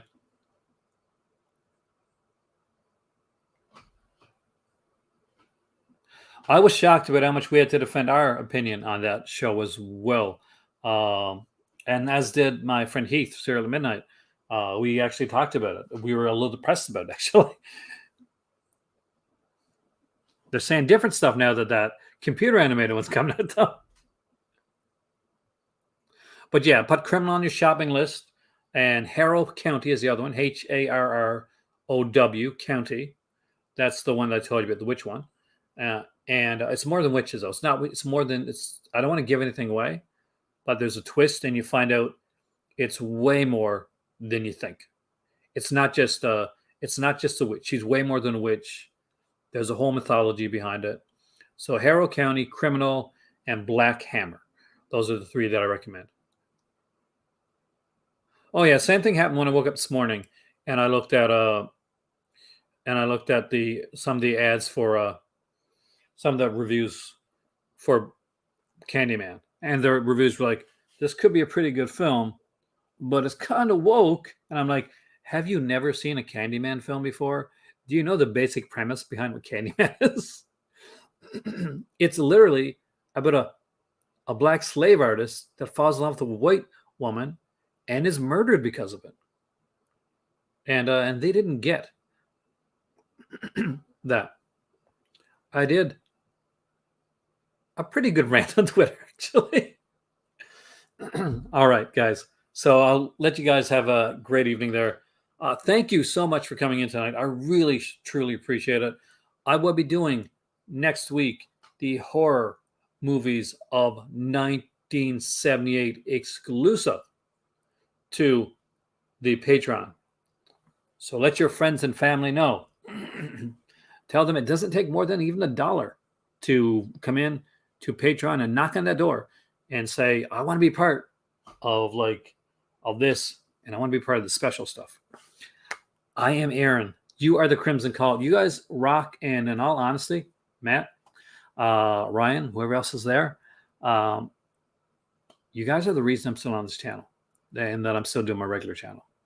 Thank you so much. It means a lot. As always, there is another movie. There is another comic. Take care. Be healthy. And I will see you very, very soon.